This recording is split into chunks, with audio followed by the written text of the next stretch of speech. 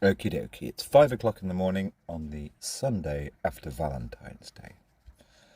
Right, if it weren't dark, I'd do this to camera. This I will turn into an essay at some point.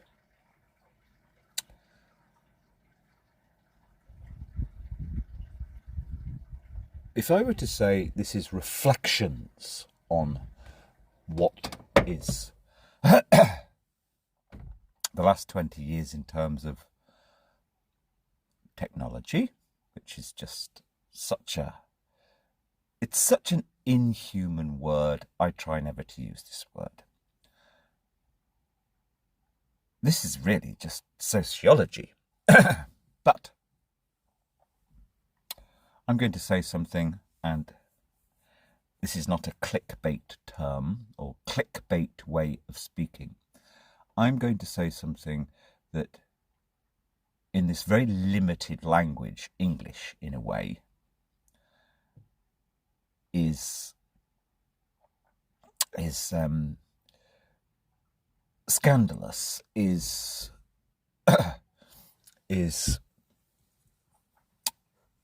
heretical regarding, that will be how some will take it, but you're going to have to listen to this. I shall try, and there are 3 or 4 very simple observations over the last 20 years and 1 or 2 reference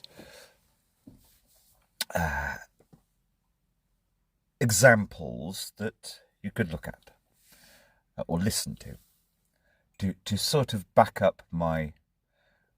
I'm going to avoid the polite words like theory, thesis. I just bloody know something's happened, and I know what it is, and I do. So, 1 or 2 word pictures are needed. Now, the first one, let's get this out of the way. I have another word that's horrible, that's kind of misused and has too many emotional connotations, particularly for a younger generation. I have authority in something, just to so quickly get it out of the way. In Britain, as most other jurisdictions, there is, in the capital, a central court system. It's a range of buildings called the High Court. This is where all the laws are debated, are processed. Obviously, there are satellite courts, and for criminal matters, I think that another court called the Old Bailey has more historical symbolism, as that's where the real baddies go. But in reality, law is pretty much the High Court.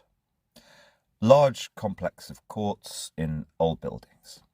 In that thing called the High, and we now have the added on layer of a Supreme Court, which I believe is in a different building. We didn't really have that up until about 10 years ago, or 15 years ago. The High Court was, and in reality pretty much still is, where most of the law gets processed, gets administered, and to a large degree also gets debated. Now, within the High Court system, there are 3, there may be 1 or 2 more, but there are 3 main divisions, or rather within the court, the justice system. 3 main divisions: criminal, civil, i.e. suing for money, and then, now I hate the following phrase, I just simply cannot bear it, what's termed loosely family law. Of those divisions, family law is actually the largest. But what is family law? Family law is anything connected to, there may be a better definition, but it doesn't really matter. Anything connected to the personal relations between people, family members, but it goes wider than that. It covers the court of protection, which is if there's an old person who may need a friend to be their power of attorney once they get dementia, etc. Maybe there's no family left. The family division works out what are the rules between people. That's the wrong way of putting it, because all laws about the rules between people. No, the really painful, contentious areas. Now, if somebody were listening to this who had no knowledge whatsoever of this system, I just call these things systems. Other people do as well. The system that's I'd rather there were a completely different word for it. The interpersonal relations or whatever division, which is the biggest. I think it's a good deal bigger than the other two divisions. Does actually have many parasites, people gaming it for advantage, and they can be the lawyers, the solicitors and the barristers, the social workers, the systems of adopting children. It's well known that for 20 years there is so much, and it's an inadequate word really, injustice, or I'd much rather think of it as just cruelty, greed, cruelty, venality, and the cruelty can be between people who were once close to each other in the same family, or it can be somebody in authority, a social worker, even a school teacher, who's taken against somebody and makes what are, now using the term false allegations is again inadequate. If a school teacher takes against somebody, this is one of several things that happened to me, but in my case only in the smallest way. That school teacher, a head actually, just said one little comment when I was involved in matters regarding just straightforward custodial matters regarding my child. Now, I'd been in the media, and I'd also, much more importantly, I'd presented a kind of resolute, always thoughtful face dealing with that headmistress, and she was from a very backwards community mentality, real dinosaur, and I knew full well the moment I met her, would hate me, or at the very least be so antagonistic. Never to my face, of course, but she made a little comment when a custody matter, this is a good example of what happens, a custody matter regarding my child, just a non-case, there's nothing to it, as was found out. But she was questioned by the inspectors of the, not social services, the kind of next level down, and she made one little comment. She said, she put in a report, when asked, and how are mum and dad, how do they behave when they're on the same school premises? And she made a comment saying, well, there seemed to be an incident once. Now, this was a total lie, total fabrication. There had never been, I mean, we were really noticed, the two of us, in that school, because we'd both been in the media. It's like, this is a slander. And I actually wrote to her and said, right, I'm going to have to bring you to court to repeat that, because you've lied, and it's actually quite important. It paints a wrong picture of the character of both parents, in fact, because she didn't say whose fault. This is incorrect. There is not tension in public. And I got a letter a few days later saying, well, I will withdraw my comments then. In other words, she fucking lied, or just made it up, or maybe, no, I know that was a very personal thing on me.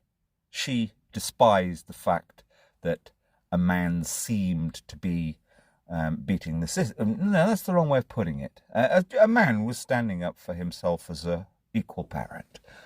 This is a very backwards kind of mentality. Now, that's happening all the time. That is, unfortunately, the laws in all of these, the way that kind of behaviour spills over into criminal courts, I'm sure, as well.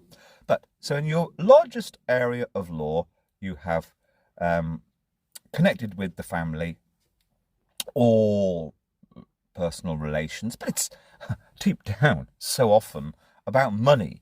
So many parents, unfortunately, and I was the first campaigner in Britain, and it's stated in 2005 by Lord Justice Wall that I am campaigning alone against, after separations, you have this substantial benefit system, or rather state support system for those in the bottom third, called tax credits. The tax credits was a winner-take-all thing. In other words, if you had 3 kids, or let's just call it 2 kids for simplicity, if you had 2 kids, you separate, one parent only would get both the tax credits for both children. And in 2004, that then would be could be £200 a week, £250 a week. Now, I saw through this as being huge, petrol on the fire. So it's like, let's try and I spent a couple of years working on this. From 2004, we need it's not a fairer system. It's this law is causing, or the way the system is causing extra conflict between human beings. So the HMRC, who administer tax credits, or DWP as well, because it's both tax credits, probably tax stuff as well, child benefits, and all of this. We need it set so that if there's a split, that it's going to end up more or less 50-50. There's 2 kids, one parent gets, shared parenting, which I brought in too, is more or less by default now. So one parent gets one tax credit for one kid, the other for the other. If there's 3 kids, obviously that gets slightly more complicated. Now, so I actually, although I didn't push that forward, finally, I know it's written in the law books. 2004, Lord Justice Wall actually mentions me as I'm beginning to do some campaign work on that, and he actually congratulates me. Now, Lord Justice Wall was, though officially number 2 of this largest division in the family courts, of this largest division in the High Court, I should say. He was, as everybody knew, the boss. He'd been there for 30 years, and somebody else had been put in above him as a sort of whatever. Anyway, but this is not the point. Now, I also, so what I've just mentioned is going to seem boring if you're a non-parent. That's what you can call it, activism. That's what being thoughtful is. I wrote essays on this. I sent them all over the place, sent them some to MPs. I probably sent some to some journalists. But that was such a radical, new thing to be talking about. I was the first person. I know. I'm sure 1 or 2 other people had noticed this and had a chat over a coffee. But I was the first person who'd really pushed this forward into the public domain through various officially recognised campaigning charities. And most of them said, "You're stupid." But it succeeded. Although others took that one on. But that's not the thing. Although that's what activism is. And sometimes that's quite a good case. It's quite a good example of, gradually enough people cottoned on, and over the years, it's a way that the system kind of had to reform. In fact, it started with somebody before me, a man called Hockenjoss, with a very famous case, but he didn't really just simplify it. I knew Hockenjoss, he was a good fun guy, but he was a little bit ego, a bit blokey, a bit kind of, it was all a bit of a battle for, what was his case? I can't remember. It wasn't actually connected to it wasn't connected to the benefits. It was connected to something else. It's one of the most famous cases in the in the whole non-criminal system. But I added to that far more by just, right, I'm sorry, there's a tremendous amount of conflict in society, and this doesn't just affect parents, the family will be sitting there plotting. How are we going to get Debbie's all the bloody tax credit from this bloke who's been shagging somebody else behind her black back? That's what families do. And it's horrible because that's conflict. And so if you have a system which is much more by default, nobody will be getting all of the money in this modern age where men by default will, as long as they haven't run away somewhere, which women do too, will be having a lot to do with the kids after a separation. Anyway, boring.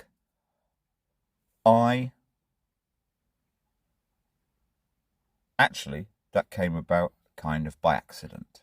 I just was doggedly attacking, or rather writing letters about my own situation, not even because I felt that I desperately needed the money, in other words, half the working tax credit, child benefit that was tagged onto my kids' back in 2004, but because I knew it was a cause of conflict.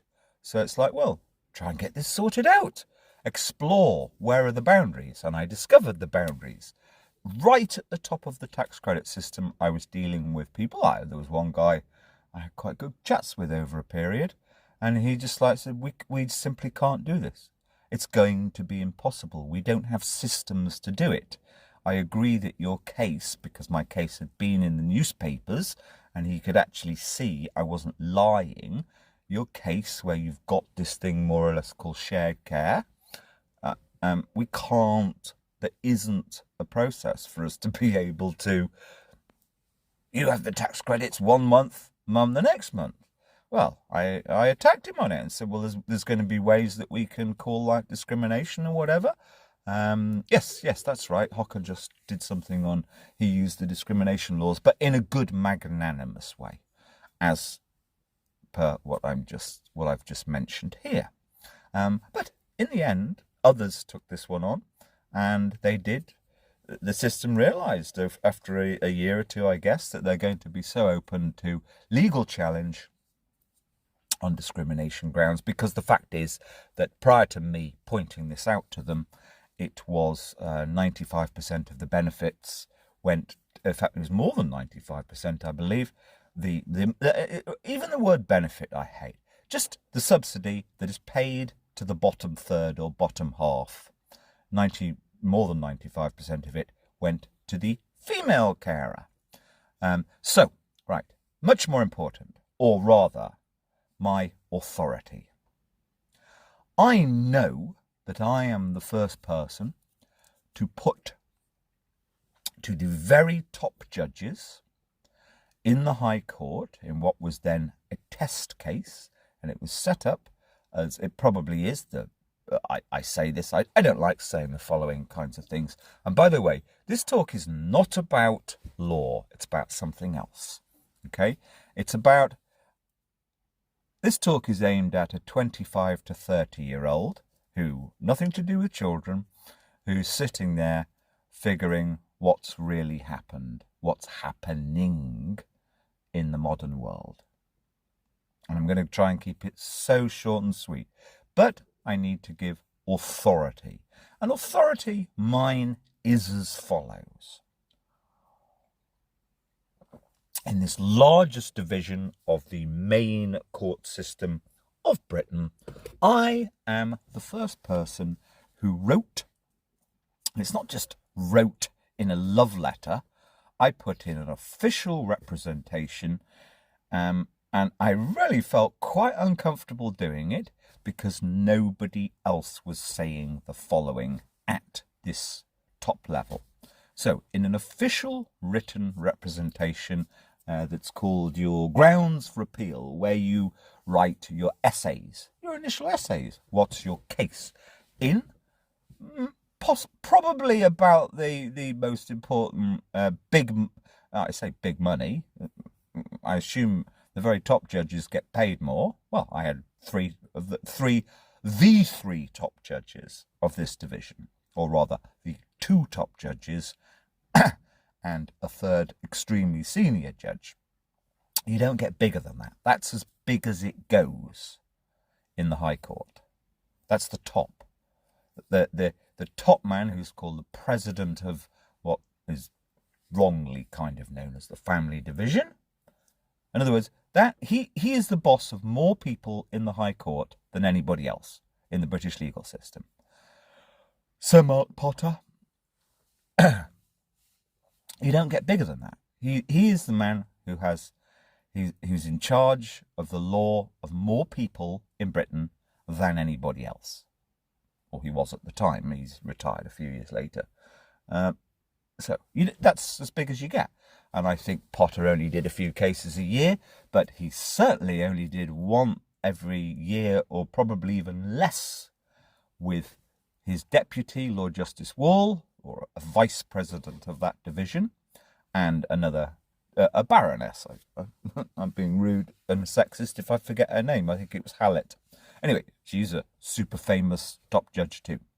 Now, okay, you had very few people took cases then. If something, was known then as the appeal court, but it was the highest court in the land. In reality, not quite, in that you also have the House of Lords, which a case could be taken to after the appeal court.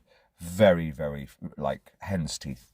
Not many cases went to the House of Lords. Anyway, keeping it simple. Right, I put in my representation, which is an official matter, in probably the top test case, maybe even of this century, certainly top 10. And I think at that point, 2006 was the top one of the century. It was certainly the top test case of the century, the first decade. I wrote the following, that the citizen should be able to use the just new things like Facebook. Now, I'm going to use the phrase I don't like at all. We didn't use it then, really. Social media as a truth to power device. And I know I'm the first person in Britain in the legal system to do that, or at that level. I would be extremely surprised if anybody, even at a lower level, at a kind of scrappy little battle with just one High Court judge, had said this. It really wasn't. It was just so new. And what we had in, I'm going to keep this so quick now, in 2002, from about 2002, still 2006, Facebook was just beginning to be used a bit, and most people didn't use it. But what we had was something which in reality was the same. We had what were called email groups. I forget the exact term. If you were a member of an organisation, I was a member of a couple who were justice campaigning groups. You'd send your email into a central server, and essentially there was this function. It's just the same as comments in net effect. You put your email into this email chat group. Everybody else could see the email going in, although you'd have to download it in the form of an email. And then there would be replies, and I think there were forums. That's right, email forums. It was exactly the same, and there were certainly spies from the government who'd watch in. There were all sorts of people. There were one or two. I think there were about 10,000 members, and they were good.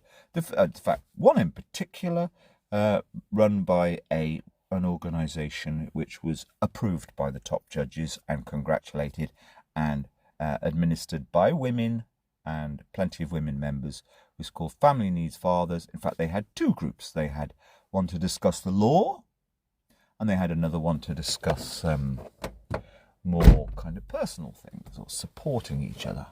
And I was on both of those. I didn't put in very much, but here's the point. So they were essentially covered by the law of publication. In other words, you were essentially putting something onto it wasn't quite the open internet as would be understood. Well, that was debatable, but they were covered under what's known as publication law, which are the things that the state or somebody in power or an enemy or an ex-aggrieved lover or whoever want to stop you saying. Now, there were a whole raft of laws which I personally changed, which said basically you can say nothing if a child's involved, and that could be a case of great injustice. I could not. I've given the example of the dreadful Mistress Lynn Jones. Okay, if I wrote that on the forum, that Lynn Jones, fucking dinosaur, has said this thing about Simon and Annetta Clayton, which is a complete lie and gives a false impression, and basically she's abusing my daughter, Esty. If I wrote that, or even wrote my name on a post saying, Simon Clayton, my daughter is suffering because of this fucking dinosaur. Now, we were so polite, I don't say F words, but if I just wrote on that forum, if my email address was in my name, going into that forum, simonclayton@post.com, which it was, hey, everybody, the headmistress at SD school, well, everybody knew I only had one kid. So if I even wrote, hey, everybody, the headmistress at my kid's school has said this, that would be breaking a very serious law. The law that said you could not write about any child. I mean, Charlie Gard is essentially down to me. Everybody heard the name Charlie Gard. You could not write about any child in any way that would conceivably identify that child if anybody in authority had started some kind of legal process connected with that child, which is, in fact, a legal process against the parents, obviously. And that affected, it actually affected, I think reasonable to say, at any one point you could say there were about 3, 4, maybe 5 million people, maybe more actually, who were technically covered by that gagging law. And it was a very serious law. You would go to bloody jail if you broke it. Now, and it was abused by people in authority, that headmistress or worse, social services who would cover their own tracks by making up lies about parents when they screw up, or even worse than that, children being wrongly adopted and the local authorities were getting paid a commission, a big one. Right, but that was this law. Now, I got that law completely changed. I reversed it, basically, and it was a massive legal change that affected 5, 6, 7 million people. In other words, anyway, I'm not going to waffle on. You'll have to work out the numbers yourself, because that law affected my change affected, and nobody else was contemplating attacking this law. I'm the only person that did it. But that change, I mean, technically, any human being between 0 and 18 at any time is covered by my law. In other words, prior to me was covered by a law, you're never allowed to write anything if there's ever been any kind of legal process started, and there are about 200,000 children, I think, are covered every year by legal processes. So do the maths, that's 2 million. 3 million. Let's call it 3 million. So yeah, 3 million children, and their parents. Well, it's their parents, of course, really. The parents of 3 million children. So in other words, you have got about 5 million human beings there, are covered by the legal culture prior to me, and then the complete reversal. I essentially totally reversed it, saying, and no, it's like the judges agreed it should be, the top judges in the High Court agreed it really needs reversing. So that's as well as maybe. Now, I've written something on simonclayton2020.com, which I'm going to try and remember to refer to at the end of this. But here's the point. The point is, my authority, I wrote in, and like, when you send your fax into the highest, essentially the highest court in Britain, it's like, that puts the willies up you, man. It's like, when that fax is going in, and they're running they know we've got the biggest test case, really, of the century. It's like, oh, what's he going to say then? And this is me. Nobody helped me. No lawyer. Round one, I did it. Well, there actually were 2 round ones in late 2004-5.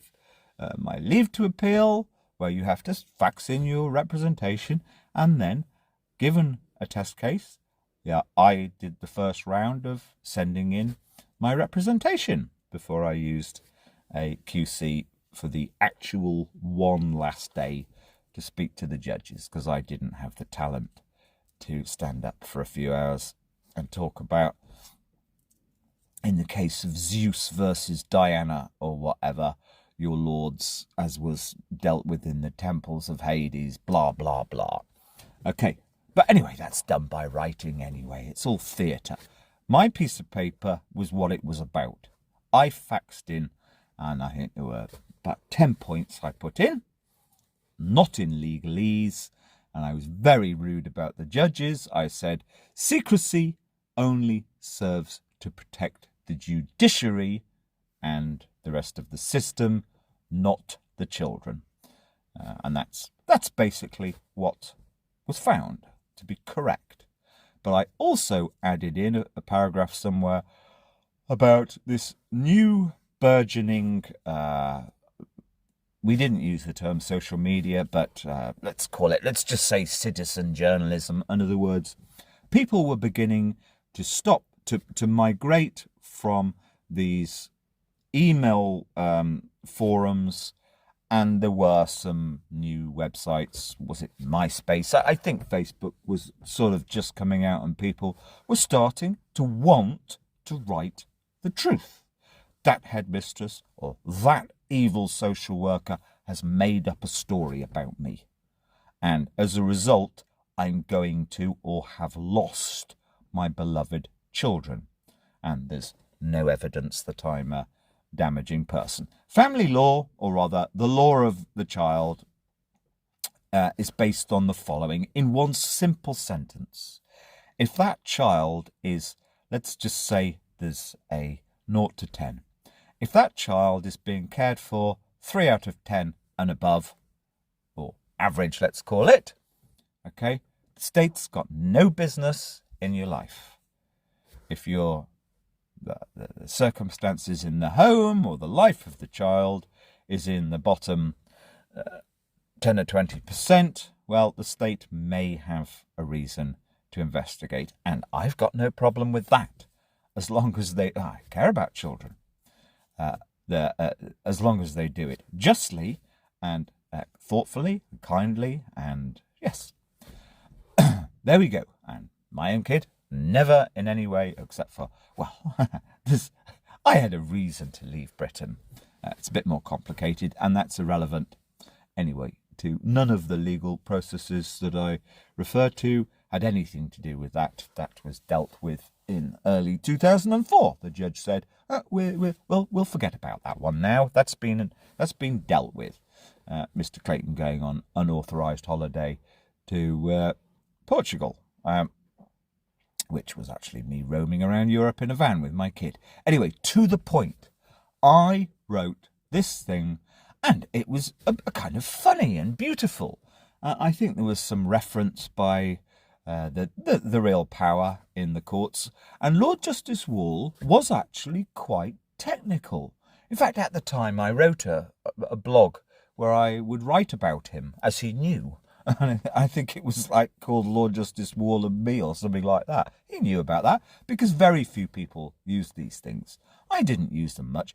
It was that, yes, what was coming out was, Microsoft had a blog system. Yeah, I would write one of those a bit. It was so boring but he knew.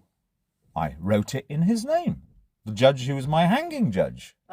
He knew that society is, in public, what's the public forum of the day? In the Roman times, it was the forum. It was, what's the public forum of the day? Where the citizen, those who dare speak out, are holding authority to account. Truth to power. It's as simple as that. So I repeat, I'm the first bloody person in the British, I should imagine, whole legal system to put into a serious case where it's going to be taken seriously. And Wall did. There was a kind of, yes, he's written here something about he wants to, people should be able to write their stories on Facebook and what's this Facebook thing? No, Wall actually was really very switched on, and he knew that new electronic media was already becoming a considerable thing. So, and I just want to emphasize something. Although this case that I did was, in reality, it was about what we can self-publish. What the mainstream media will put in their papers, but also what we can self-publish. The bizarre thing is that it had nothing, the cause for the case had nothing to do with that. It was actually me sending not even published emails to a journalist I knew well, and in fact the journalist, a woman called Melanie Dole of the BBC, was Mum's friend. Everybody knew this. Mum was seen having coffees with this journalist, Melanie Dole. And Melanie Dole was a friend of Mum's lawyer, and wrongly sent, a personal friend, sent the emails to him, and the emails were really nice, saying, Melanie, now that Mum and Dad are kind of having to settle and be human, why don't you do a piece about us both together? We'll go to Portugal and do it if you want. Now that's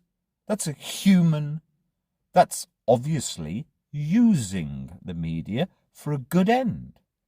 Because if Melanie had written that piece, Mum and Dad, here's a picture of Mum and Dad having a cup of coffee after some little battles they had a year or two ago. That's a ceasefire. That's a good picture. And it also has some authority. It's because it brings authority to the combatants, let's call them. It brings authority to that piece. In other words, look, we got a picture of you. It's been in a newspaper. Probably possibly would have got it in a national newspaper. I did a thing for Chat magazine, which was a good article actually. If there'd been a picture in Chat magazine of Mum and Dad sitting having a cuppa with kid, it's that's really nice. That's a picture of the peace treaty, which happens in wars. I'm sure they have pictures of Radnan Karadzic and somebody else in Slobo or whoever having a cup of tea with the Serbs and the Croats. That's the point. That's the really great aspect or useful thing about publishing and things like that. It's come on, it's symbolic. There you go, in one word. It's a symbolic thing that will bring the people who are previous combatants will generally kind of keep to that. It's oh, well, there's been a picture of us in Chat magazine sitting having a cuppa. I better not start up a new nuclear war, otherwise I'll be derided. That's a very, very important aspect of the modern human being's mind. And that's why I bloody wrote to Melanie Dull. But no, she said after a year of being, 2 years, in and out of the newspapers, all the names out, she gives it to this moronic Dominic Boothroyd. Well, let's try and use these against him. That's literally what happened in the background of this case. And there's nothing in any way contentious, as was found. Eventually. But a very senior High Court judge, actually, Headley, wrongly said, well, I'm going to gag Clayton. It's like, and a gag's got 4 years in jail with it. That's correct, because it's actually only 2 years, but you do not get parole. They're called contempt. You get jail for contempt, and that you don't get out half time. So, in reality, it's double. 4 years is a fucking huge amount of jail. So, very, very serious matter. But this talk, well, it's not a talk. I'm running in this as an example. I know what I'm talking about. I brought I know I was the first person at any higher level, and the reason I know that is because Lord Justice Wall was terribly intelligent, actually. He was a bit wonky, but he was a machine of law. When you go to a big test case, you've sent your material in, my material I'd sent in about 3 months earlier. They're working on it.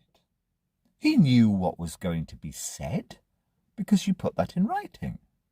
Now, he did not have what's known as a case authority to point out to anybody. They didn't actually ignore it.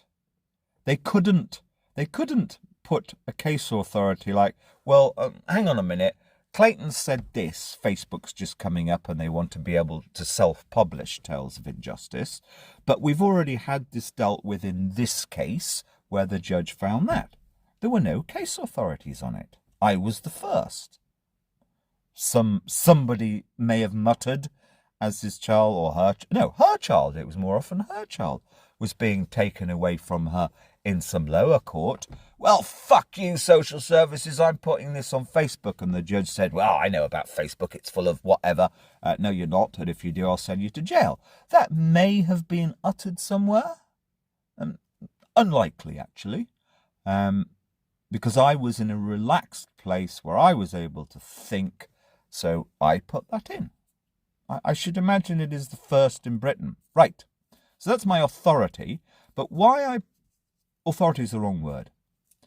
Since I did that, and actually it wasn't a huge part of it, so it's like it kind of slightly receded to the back of everybody's mind.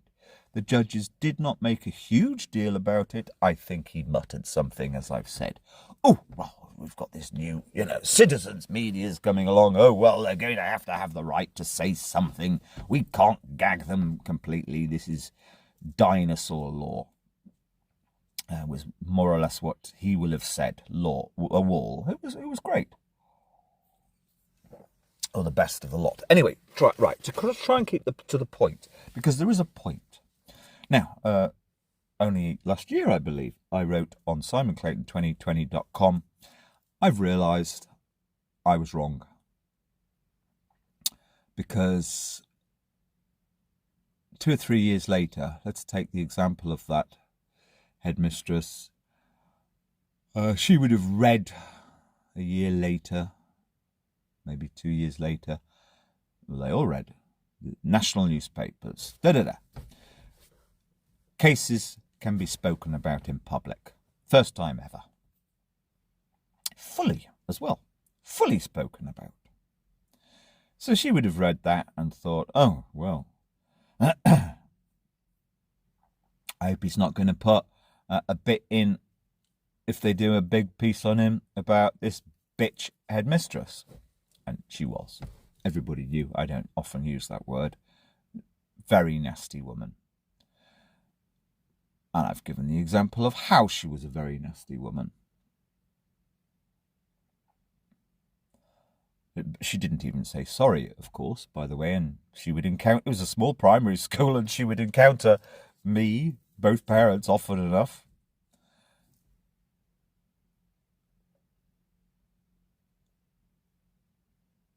Yes, I wrote on simonclayton2020.com, which is not just about family. It's about this whole principle of being open and writing and publishing. I have published lots of things about eco-criminals. I don't really want to, but I've put some names in. I deliberately very rarely write anything because that's Googleable. I put the names in videos and audios deliberately. I'm not in the business. It's like I've never actually met anybody worth naming in this awful country and society. That's the honest truth. I've never met anybody worth naming. When I use a name, I've never used the name. I've never used in public the name of the man who destroyed my life and my child's life. The stepfather, the man that the mother of my child took up with in 2002, and I know he drove everything. I don't use his name. He's got an almost unique name. I deliberately don't use it. I know he reads my material. I know he hacked into my daughter's, all of her stuff. He was the most horrible, lost psycho, which essentially was more or less found a few years later by you can read a report over my child eventually saying, well, when we spent a lot of time with Dad, we knew he was okay, no mental health problems or anything, very cooperative, just more than cooperative. I kind of you don't manipulate the top people in the family justice system, but I guided it. Oh, but with the other family, we gradually realized over time there were problems, and we recommend some therapy. That was the findings after a couple of years. But it was a man. The mother, he used the mother. And I don't use his name, not because I'm frightened of him. I've said what I've just said before. It's there in my own jottings and weavings of stories. He quite likely, or he has two extremely antagonistic, militaristic kids who will be 27, 28, and they know about it. They've orchestrated things against me. So I'm not a coward. No, I don't. He's so shabby, I don't want to name him. Don't want to name anybody. I name the McCurrachs occasionally just because they are such, an extreme example of God. You know, high church, high greed, high extinction rebellion, and yet they did a terrible thing to nature. One of thousands in this horrible country. Anyway, to the point, right. So I wrote a year ago, I'm only inspired by one person, and she's not British, but she's terrified of me, everything, because if you want to really think about what Britain is, you've got to think. Anyway, I had nothing to do with her, but it was actually inspired by what's really our society. Our society is, even my law, it did more harm than good. Because that school teacher I mentioned, I'm just using this as a word picture, figurative. I've no idea if she's even alive. You disconnect from horrible people like that. But it seems after my law went through, and I'm only mentioning this, I've no interest in law. I'm only interested in philosophy and psychology, but not pretentious versions. Who are we really? After my law went through, which would mean Lynn Jones might be Well, the purpose of my law was so that next time a what's called Kafkas officer, and this happens in schools continually, is asking the head teacher, so how's the behaviour of these parents in school, if they're at a parents' evening or something, she won't tell a fucking lie, which is what she did. That's the purpose of my law.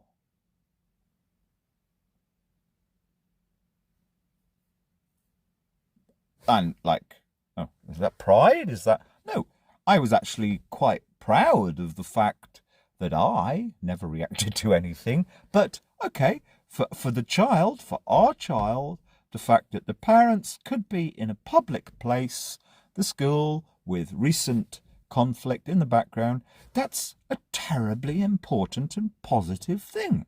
They could meet each other, not be best friends in any way, or not even that smiley at each other, but they could have a constructive discussion about, who's taking the child tonight, or is she hungry? Yeah, didn't have time to get her a grub before we came here. She's going back with you, so remember to take her for fish and chips. Just at that level. That means you're co-parenting, even though it might be very frosty.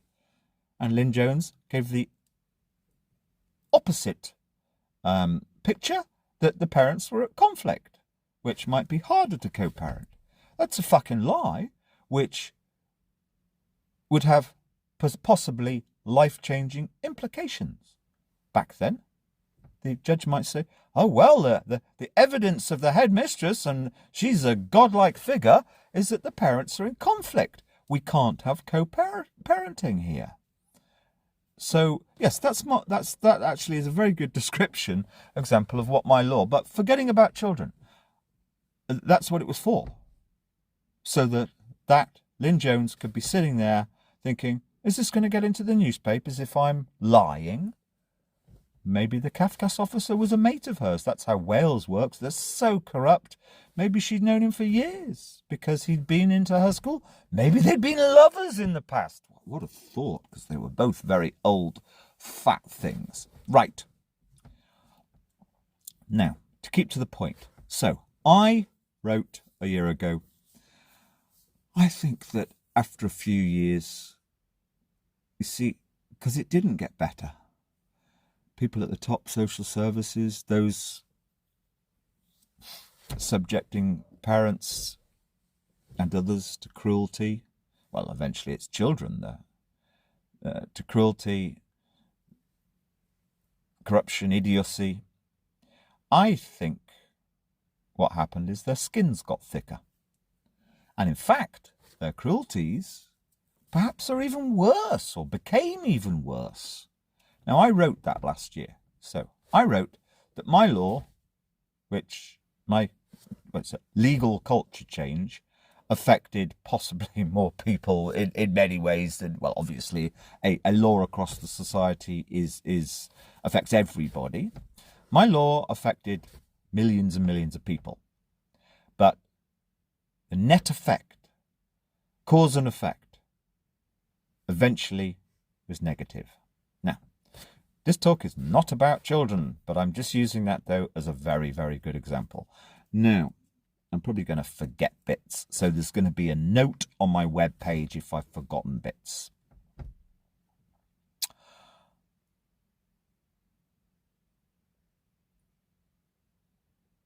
References.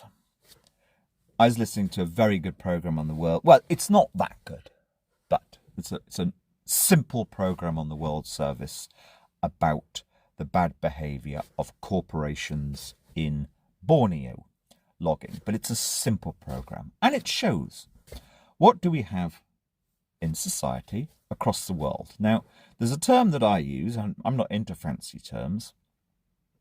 I use the word the monolith. Now, the monolith is, and this, we've only got 5 more minutes to go. The monolith is, so we have this thing called the military-industrial complex. If you want to be a grown-up, just read all the books of John Pilger. The books, not the films. goes in more by book. Yes, corporations. In fact, he did do sections about Indonesia, if I remember. Yeah, he actually quite interestingly showed how the corrupt, the greedy, let's call them plutocrats, oligarchs, whatever we want to call them, who the ruling family of Indonesia, President Suharto and family, were so corrupt and cruel, mad, evil, murdering their opponents, blah, blah, blah. Now, Pilger's one of the people that wrote about that. Anyway, so fast forward today, listening to that very simple program, actually, really interesting. And now this is where I'm going to put in my heresy, except it's probably not going to come for a few minutes. So I'm listening to that program. That program is about wonderful ethnics. Great. I wish I was, and I'm not joking now, I wish I was with the ethnics in the jungle. Right? Splendid junglish ethnics are using the social media, have started to use, let's call it the alternative media, right, to broadcast to the world, hey, the baddies are being bad. And very interestingly, also, you see, here we go. We're getting into the meat of it now. Even in this tin pot little island in the middle of nowhere, just for a rich company to exploit the wood illegally or against the planetary social mores, the logging company or whatever they are, massive company, they fund the main TV station, and they have a PR company that's setting up fake. But this is all big stuff. You know, these are big corporations setting up fake social media accounts. So, in other words, it's, as we've known for a few years, it's kind of this is the end. That's not the heresy yet. This is the kind of end. This is the end game of something that me and one or two others in the European courts, I'm sure there were big cases about publication. In fact, McLibel, I forget, when was that case? Was that before or after me? Yeah, there were one or two of us, and I was accidental, but there were one or two of us in the first decade of this century who, one way or another, were pushing this into... Well, I mean, in reality, I put this also into the European court system, because there will have been others. I think I can't remember if the Websters, because you threaten to go to the European Court of Justice, of course. So, you know, I've changed a chunk of publicity law.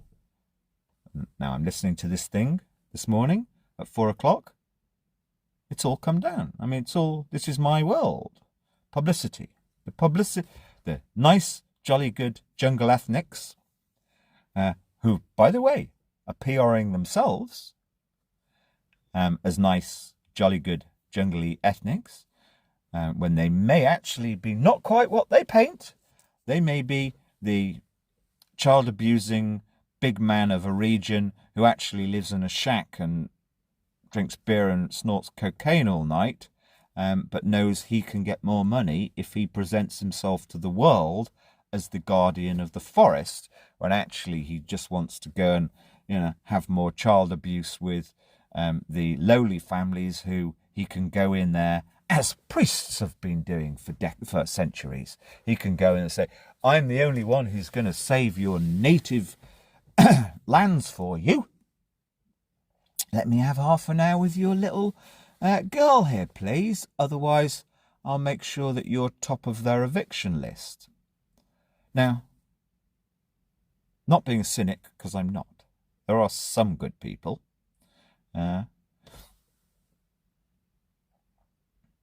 So we have the jolly good jungle ethnics PRing their corner, and then we have the baddies who are going against law and the planet, the right thinking of the planet, thinking people of the planet have generally come down on, we don't want to destroy all of nature. So they're going against the social mores of the planet, the more thoughtful people. Beautifully told in It's Worth. I'm going to record it. It's worth listening to this. And it ends up with, yes, a fake Facebook accounts are used by the PR company to try and a fake NGO, fake Facebook accounts, in other words, fake goodies are set up by the PR company to counterattack the little people seeking truth to power. Now, that's the end of my world. I started this. This is the end. This is the end place. In fact, I could arguably be. Obviously, we know America's a bit more kind of advanced in a way on freedom of speech. Arguably, I'm kind of one of the first in the world, if not the first in the world, because most democratic countries, their legal systems look to Britain, and they are behind us. They actually kind of they're monitoring. Well, we're not going to make any. I mean, if West Indies, places like that, a lot of African countries, possibly Canada too, they kind of keep an eye on what's happening in the British legal system. We're not going to make any decisions until we've seen something coming through the British legal system, which is very simple to do via BALII.org. So in fact, there you go. There's a real narcissism for you. It had never occurred to me. That program you've listened to on the World Service, I am arguably the first actually more authoritative person in the world who put that at the top of one of the world's few most important legal debating chambers. There you go. I'd never actually thought of that. Anyway, because that's not my heretical thing. But that's my authority. And I don't care. But the reason I've put this in is because since about, actually not really for the first 5 years from 2006, I didn't really think about it too much. I would speak a bit in public about it or on the media.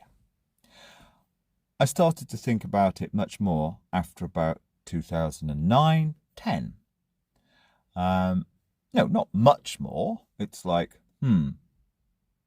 what did this really mean? How important really is this truth to power, or the freedom to publicise, or we can call it the fourth estate?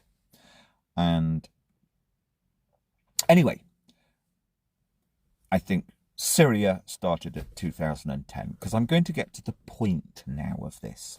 Right, so I call this, now you can listen to this Radio 4 program, this World Service program, I call the whole thing the monolith. Military-industrial complex, plus now media, but big pharma, but I think much more, there's something much deeper behind it all, which is just consumer bourgeois mentality, and that's been around for a couple of 100 years in the literature. Stendhal, people like that wrote great books, where you have people who can display via bling, we use the word now, or fancy goods, as has been the case forever. You get people's souls get corrupted and they do cruel things to each other. That's what bourgeois consumerism is, or just being bourgeois. Well, anyway, find good definitions of bourgeois elsewhere, but it's just all bourgeois. Bourgeois people don't want to rock the boat because they've got a fancy boat, and they have to suck up to people to get money to keep that boat going. That's the way the world has works, blah, blah, blah. So this whole thing I call just the monolith. And it's More importantly, because I've come to one conclusion, that there's only one thing that matters in life. But I'm going to mention it now because I might forget it at the end. And that is the relationship between woman and man. That sounds a bit wonky, but in a way, it suits bourgeois society to undermine that relationship, because money is made from conflict between women and men. Not just divorce courts, the whole damn thing. It's like when a couple separate, they might, once they get over the pain, they might go and get what do the women call it? A makeover. There you go. Wow, I'm back on the chain gang. Makeover time.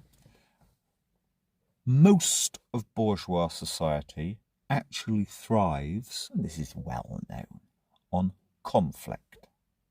It's kind of one of the things human modern society across the world is. Conflict. People make money from conflict, not just selling munitions, as Britain is involved in, to Israel as they're chucking them at somebody else. No.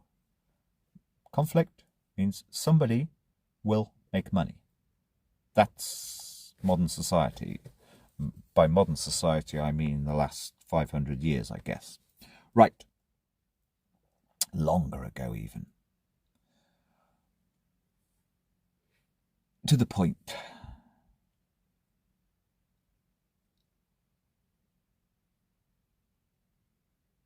So, yes, I've been listening. The last, well, I am somebody who very much on my radar was, well, I almost created the radar. I'm just ticking over in the back of my mind what's really the case with holding the monolith, or the more specific power centres, to account. What is freedom of speech? What's it for? And then we have a load of bullshit over the last 10 years. You can't say that. And we have all the new kind of levels of that's offensive and all of this. I mean, actually, you speak to somebody in Malaysia today about that, or wherever the Radio 4, the World Service Programme was. I don't think they're interested in that stuff. But that's sounding very Konstantin Kishin, and that's important what I've just said. So I don't mean that, because what we've had the last 5 years is people like Konstantin Kishin, and there are a range of them. Now, because I'm interested in the subject, well, I'm not really, but I can think, what should freedom of speech be used for? Lynn Jones, that's, at the end of the day, that's what it's for. That hurt me as a human being to see that piece of paper. What? That could have negative effects. That could mean that I'm going to have to waste another fucking year of my life going back and forth to court. Because that's a little bit of, it could be the straw that breaks the camel's back. That lying piece of information. Now, when you're dealing with a child dispute, you will see 10 such pieces of information. But it's like, that one's kind of, they're all Welsh. Welsh are pretty corrupt. They do things in behind closed doors. Teacher probably knows the judge, probably knows the head of social services. I don't like the look of that. I'm slightly exaggerating this one because I probably thought about her for about 10 minutes. But no, that's actually wrong. She took 2 or 3 hours of my life because I had to write a letter. I had to think about, should I write this letter?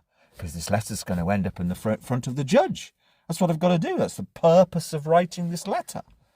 This letter may end up at the Minister of Education. I think it possibly did, because I made sure I sent a fucking copy there too. And the reason I could do that was because I'd had some publicity. Most people wouldn't bother doing that. What's the point of that? No. Oh, that guy I've read about in the newspaper. We've got a letter from him. And he says his headmistress is lying. Ooh, now.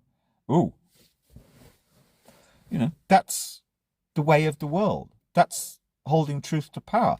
That's using the fourth estate to kind of protect you. Now, fast forward. So we have what they call, in fact, it's actually quite interesting to listen to Konstantin Kishin speaking to Freddie Sayer on Unheard. Now, I did so last night, but you see, the point is that these are all, I'm afraid to say, children. I've studied Konstantin Kishin on his trigonometry, and in fact, I'd say almost more than anybody else, is a kind of danger in a certain way, which is this. They believe in themselves. And he's actually notably really upped his game.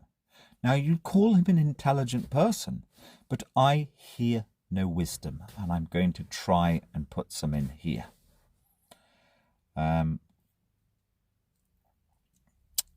I think that everybody is missing one huge, great big elephant in the room. And so I'm going to leave the next generation with this. This is the end of, I haven't intended to be on a Odyssey or doing any work, but this is the end of my work, you could say. Although I can't be, this thing that I did, it's like, it's no big deal to me. I've never had a friend or a local person or anything like that who's like, hey, wow, you're interesting. No.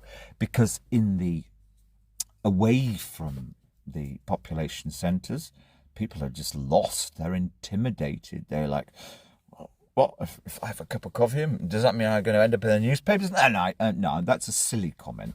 But it's like, why would somebody want to get stuff in the newspapers? We don't do that, No. So it's like, there's been no benefit to me, but I'm a philosopher of what's this all about? What does it really do? So we've got the monolith.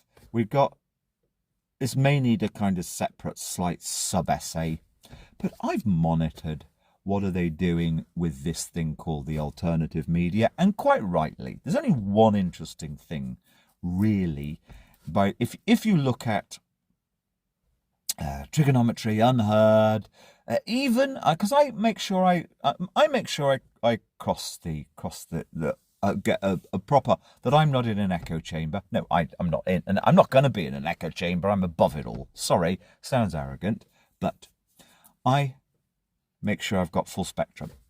I'll listen to a bit of what Tucker Carlson's doing. I'll listen to a bit of what Owen Jones and Novara Media, who aren't left, but people would define them as the left. They're not. They're bourgeois. They're little bourgeois people. If Ash Sarkar were to sit there and say, well, guess what? I'm never going to buy an expensive handbag again because I'm just fueling consumerism, I'd say, okay, maybe you're a lefty I'll listen to. No, they're not lefty at all. They're all bourgeois, but they're thought that they're said to be the left side of the alternative media. Anyway, but I hear no wisdom ever. Now, I repeat, I don't actually want to take credit for this, but I wrote a year ago on SimonClayton2020.com. I kind of realised after 3 or 4 years that my law, that is a massive legal change, possibly had genuine negative effect. Now, that's a matter of philosophy. Difficult, but I got started to get a sense, because I would do legal cases with people, and I kind of kept my ear, even after I more or less stopped. 2013, 14, I kind of kept my ear just a bit to how's it going in that area of justice. And I have a sense that, and one does see this in America too, where it's all rather more open, but that there are some real blatant injustices. Like they don't care.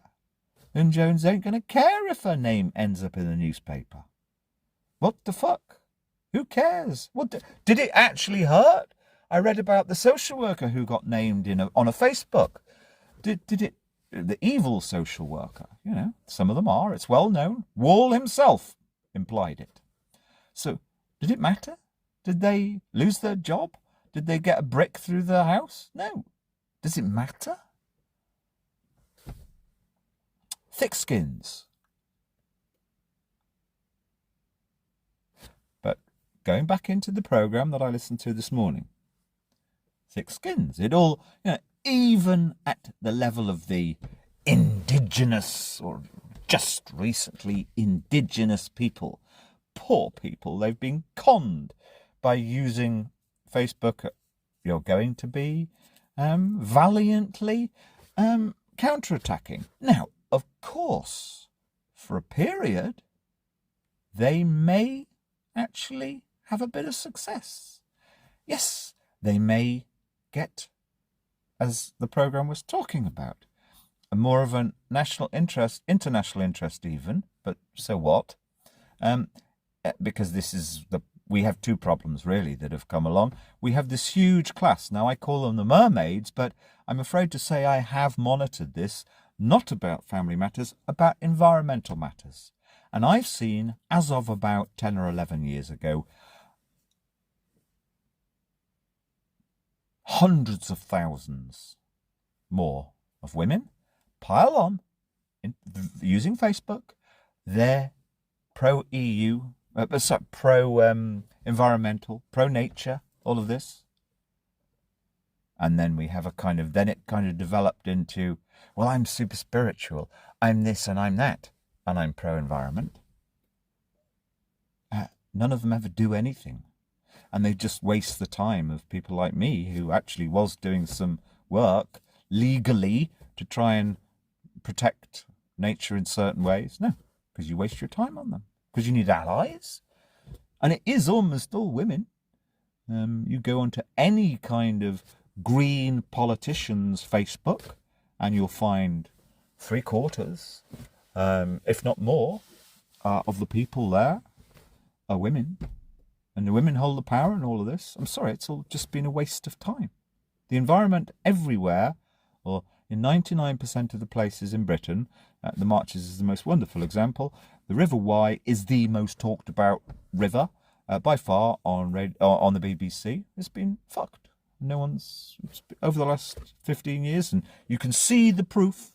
2020, there's a newspaper article, spring 2020, the River Wye at Hay-on-Wye had gone super green toxic.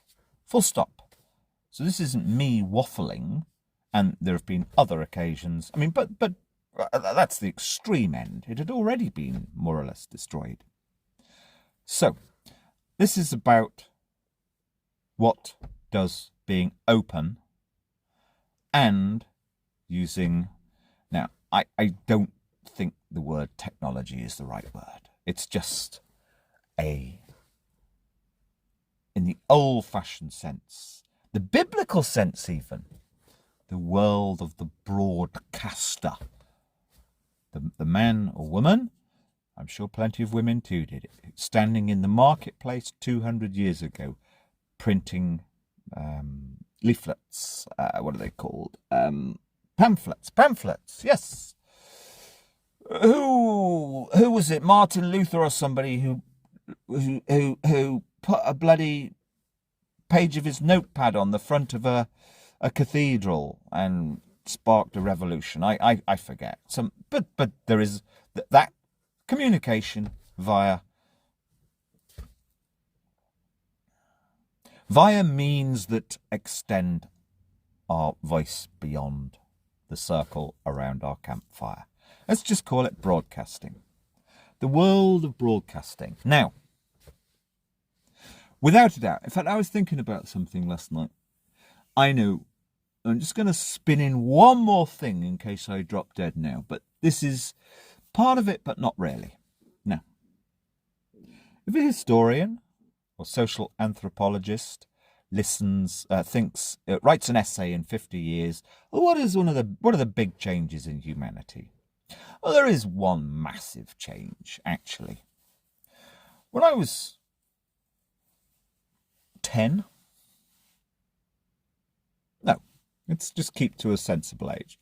When you're 14, when I was 14, a kid very rarely answered the telephone in the house.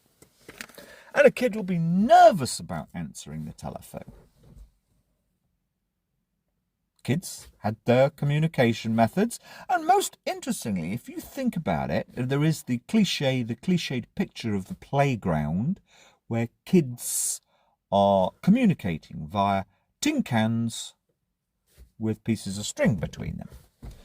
So I'm not being anti-telephone or anything like that. I'm sure the walkie-talkie was, well, I remember it was very much in the imagination of a child 50 years ago and 30 years ago.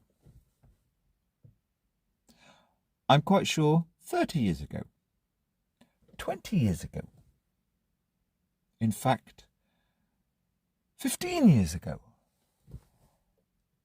My child did not have a habit that she would, age 10, answer the telephone at home. She certainly hadn't picked that up from the other household. I would have noticed. It's like if the home phone landline went occasionally, not very often. When you're a fighter in Britain, you don't have friends, I'm afraid. The women all avoid you. It's just laughable. They're all fake. Anyway, but keeping to the point. So my phone went 15 years ago at home. My kid would not have some kind of automatic reaction, "Oh, I'll get it, Dad," that she'd learnt in the other household. Now, I wouldn't want her to answer the phone in my house because, just unfortunately, it's probably only going to be somebody who's in a bit of no. I kept my dealing with people in legal messes on a private mobile phone, and no, actually, I've just misspoken. No, very few personal friends have my home number.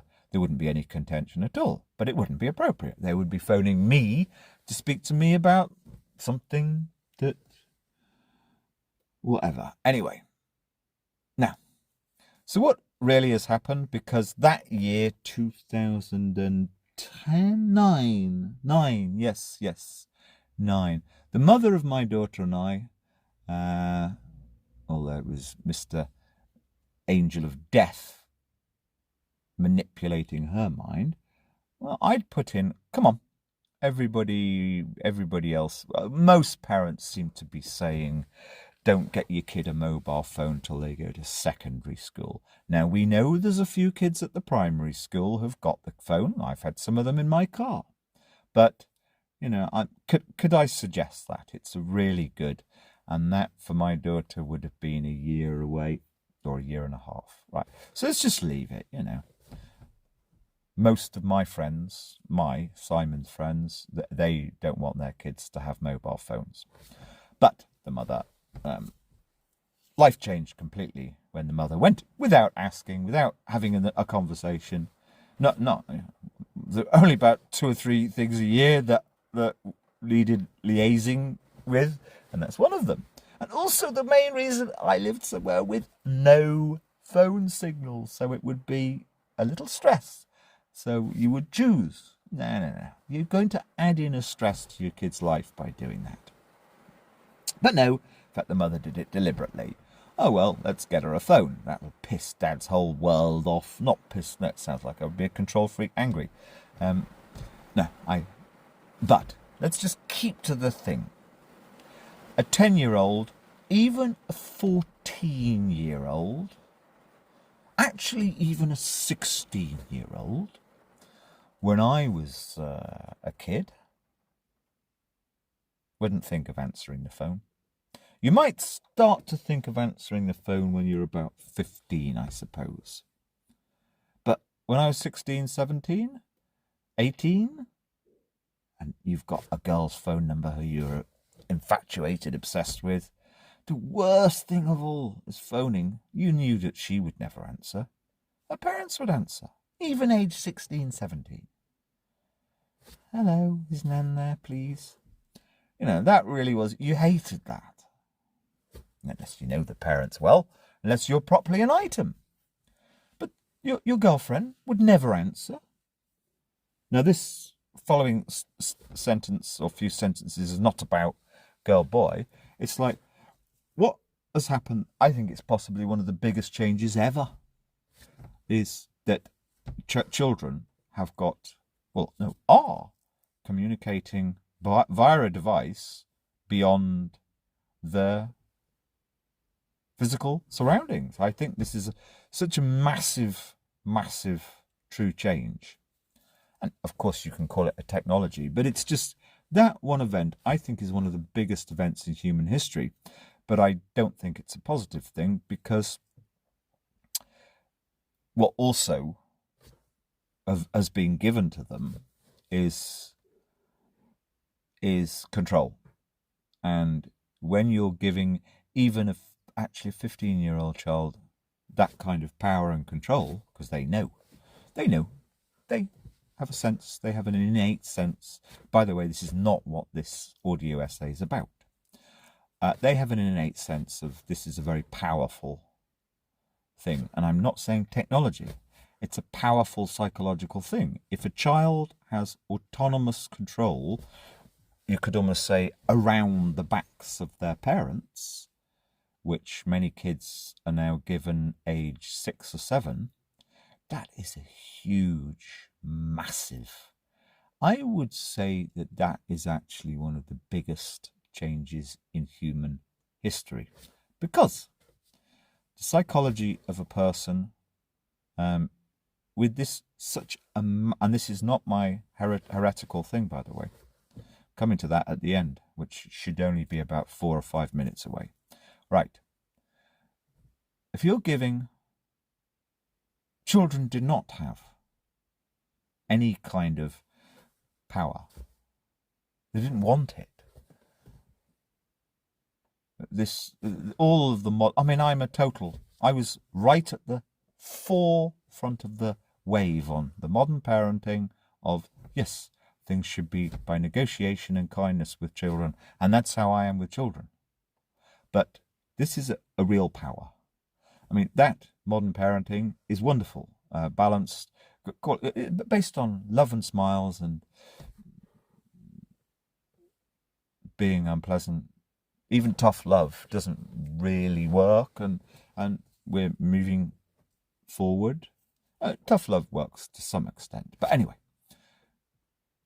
But all of that is fake and shabby people, mainly mermaids, preaching that they're giving their children a kind of democracy and autonomy. I mean, you hear it all. It just makes me sick, the way people deliberately perform this with their children.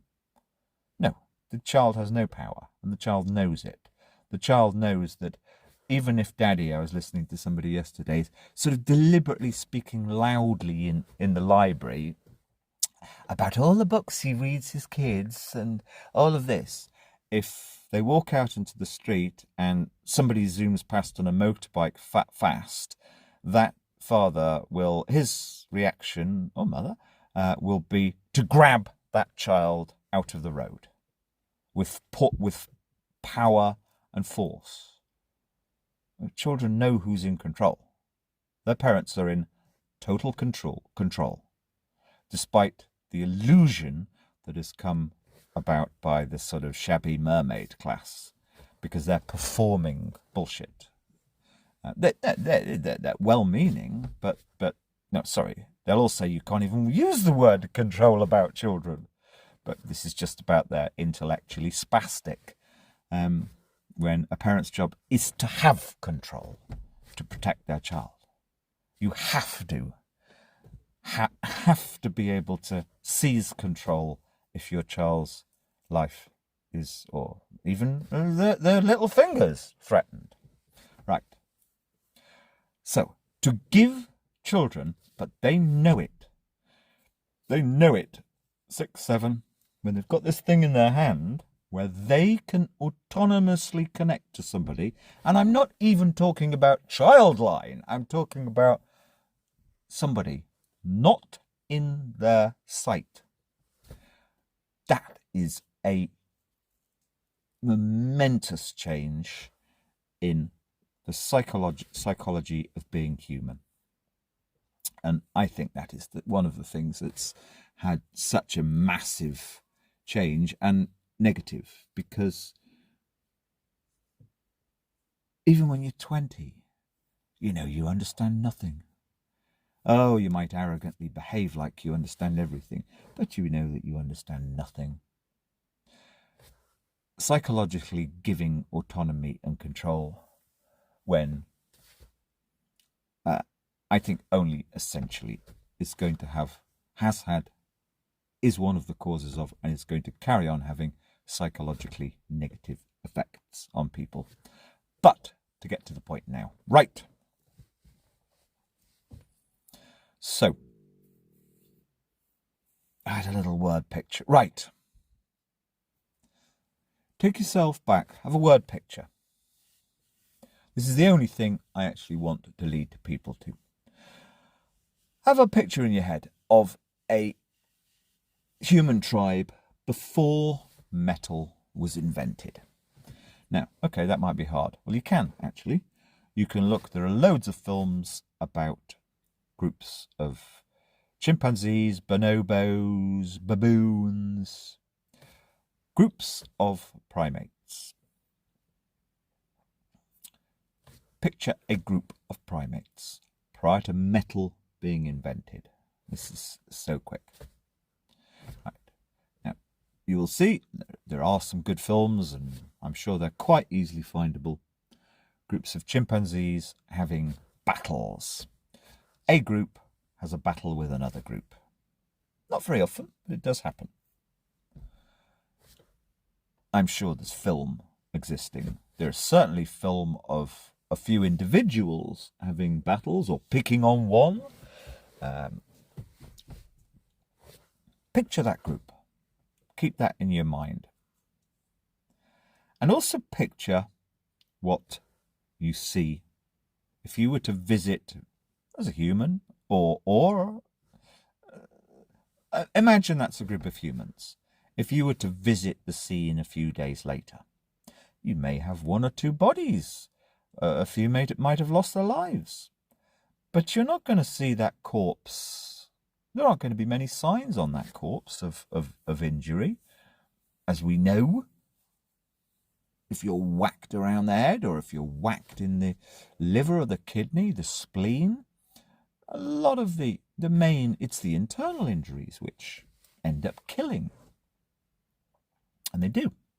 In fact, if you've got a battle between people, or chimpanzees or bonobos, and there's real violence, very few people or very few creatures die at the scene. They might have a very severe blow, and it's the internal injuries will kill them a day or two later. That's probably how more, in violent conflict, how more creatures die. Now, so just keep that picture in your head. And the important thing, as I said, you're not going to see anything that looks truly horrifying. You're not going to see much.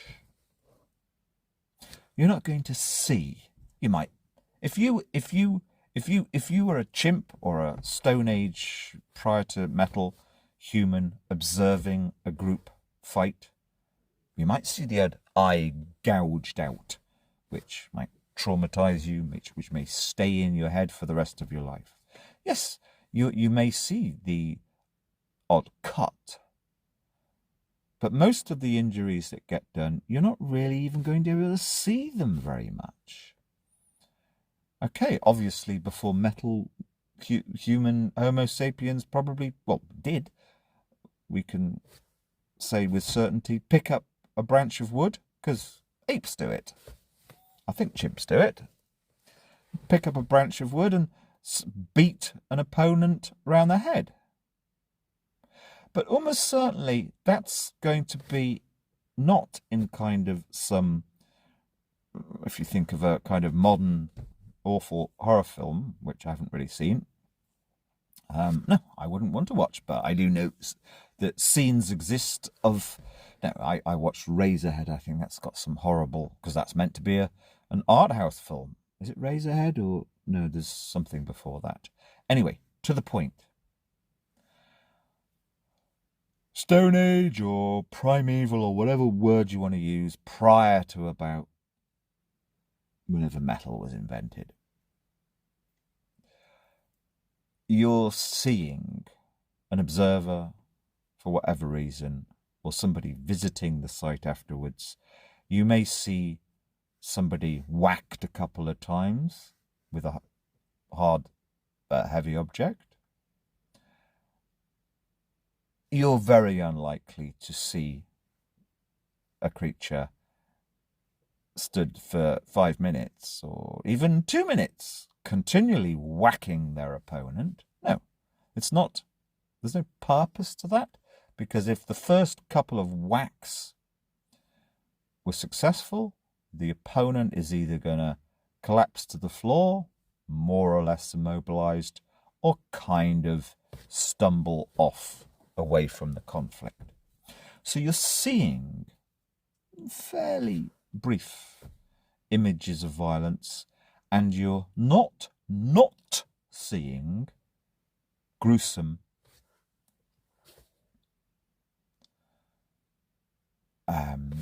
what's the right word? The results. You're not really seeing that.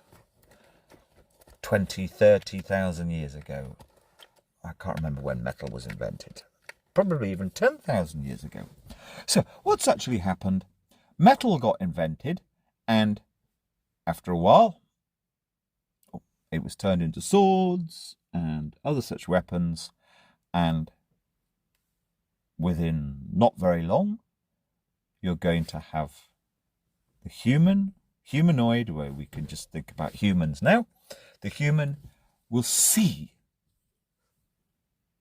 that's the really important thing, will see the result of violence with metal. Bits chopped off, blood, lots of blood.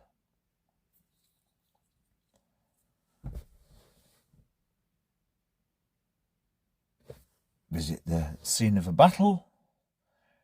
After the battles occurred, I used to take my daughter all the time. We would go to Pileth Church, and famous battle there, what was it, 400 or 500 years ago? Right, go to the site of the battle, you're going to see bits chopped off, blood, blah, blah, blah. And then, of course, we also have the popular imagination via the storytelling, etc., as a form of punishment. You get your head chopped off, you get something chopped off, etc., etc.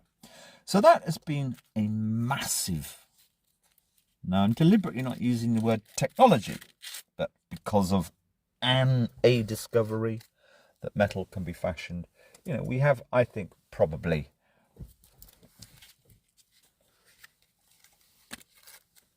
one of two of the world's civilization's largest actual changes. Human beings are seeing, and then of course recanting through stories and gossip and whatever, they're seeing other beings, human beings, for the first time, because, you know, there are so many myths about who ancient cavemen, etc., were. Even if the Neanderthals were at continual war with Homo sapiens or whatever, you're not going to be seeing much in the way of gruesome stuff. Most of the victims of a Stone Age battle would have skulked off and died quietly in the back of a cave or under a bush a few days later. Only when metal comes along and is turned into weaponry do human beings see.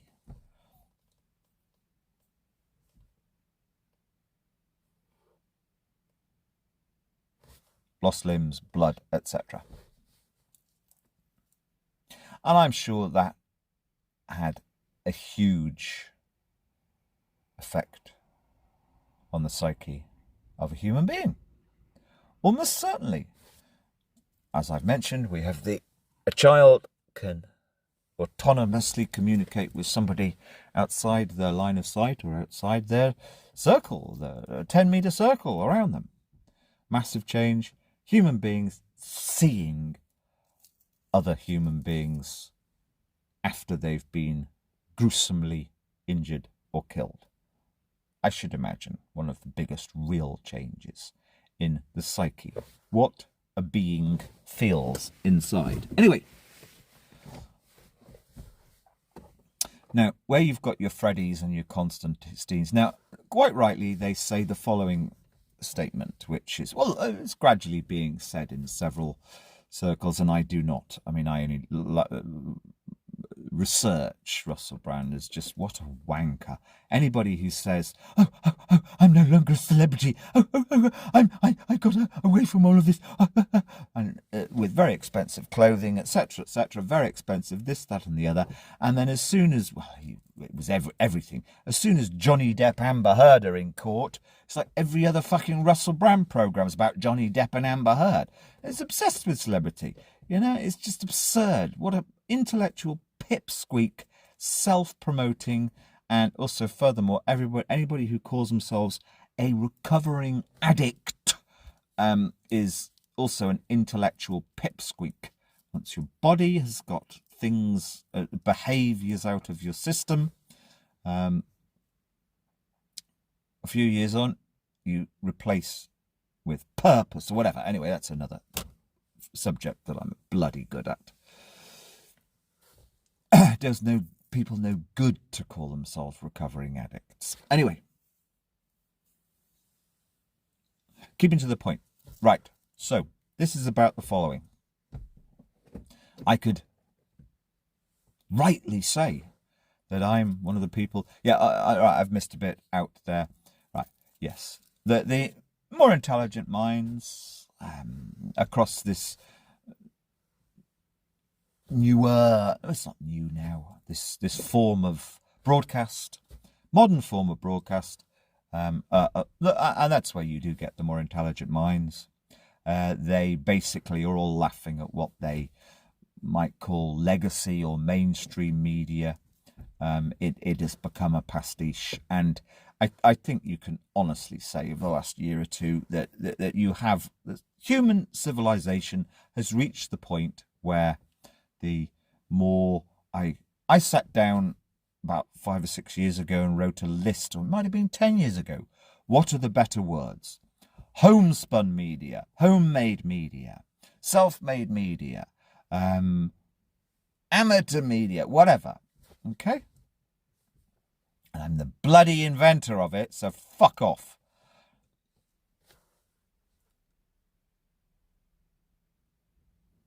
What's a useful way of terming it? And I kind of like homemade media was eventually my thought. I think I've got my list somewhere, but to the point. Yeah, intelligent, very well educated, and well, they're not wise. There is no such thing anymore. But as I'm now going to prove, thoughtful, or they try and be thoughtful. It's not their fault that they haven't been told.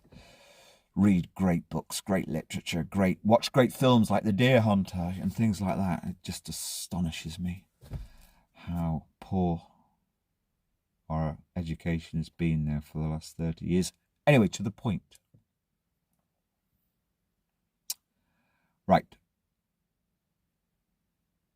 So yes, the more thoughtful people, and I'm sure even now, well, for God's sake, New States, Spectator. The Spectator has had their own online new media broadcasting operation for years. I started to occasionally check into that as Brexit. I think it was it there when Brexit was happening or not too long afterwards? So, yes, the modern broadcasting, let's just call it that. But that means not... And the going back to the program this morning, it was very, very interesting. It simplifies it. The media, the main media channel in this area of the world is owned by the logging company. So there you go. Yes, mainstream media has, but this thing I call the monolith. Okay, mainstream media is part of the monolith without any doubt. Now, of course, alternative. Well, it's not alternative. Just less. Well, you can't call it. I mean, when George Galloway gets 3 or 4 million views of something, it's no longer alternative. It is not alternative media. If he puts something out, which he did, he put something out after the 7th of October, and I think he said he got 5 million views across a few platforms. So that's not alternative. So, non-legacy, let's just call it non-legacy media.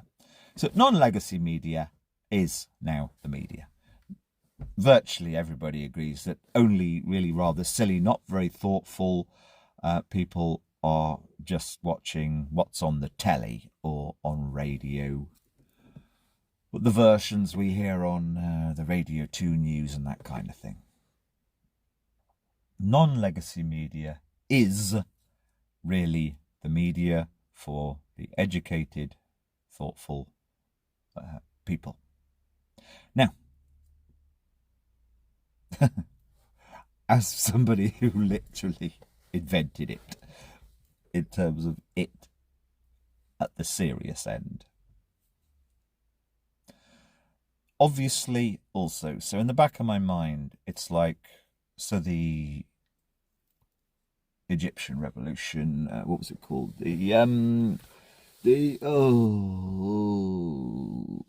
I forget what they called it.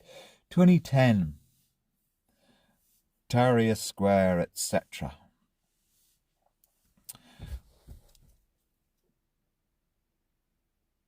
Yeah, I listened, and that kind of, well, what's going on here? So, and I'd spent quite a lot of time in Arab lands, so it's like, and I know you've got cruel, despot dictators in charge of places like Morocco, etc. It's like, okay, is this dangerous? Is this gonna work? What's happening? So yeah, we had the 2010. Oh, what the hell was it called? Started in Tunisia, spread around the Middle East and North Africa.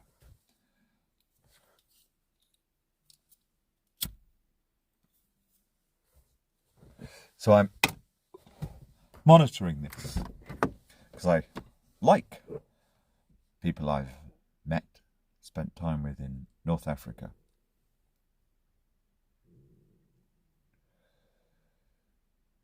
Is this going to really, really work? And basically the answer to that after a year or two is no, it didn't really. Didn't change very much. Arguably in Libya, I think Egypt is just as repressive, just as they will be using means like we heard in the thing this morning. But then we had Syria. And this now is about Syria, Ukraine, Israel.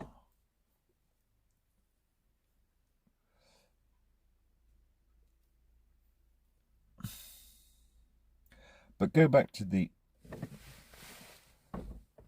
Stone Age tribe. As I said, to me, it's like the fundamental thing. If anybody's able to think without trying to show off, that massive change, across the world,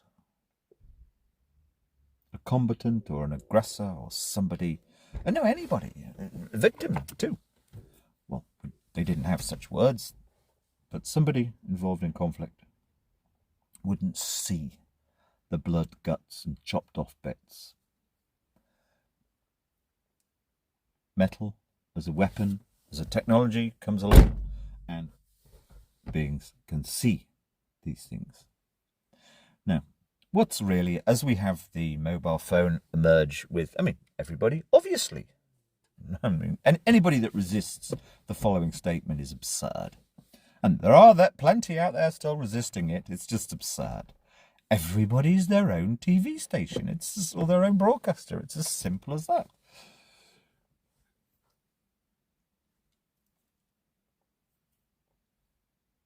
So a phone isn't actually a phone anymore. It's just a mobile computer that also is a TV station. That's what a phone is.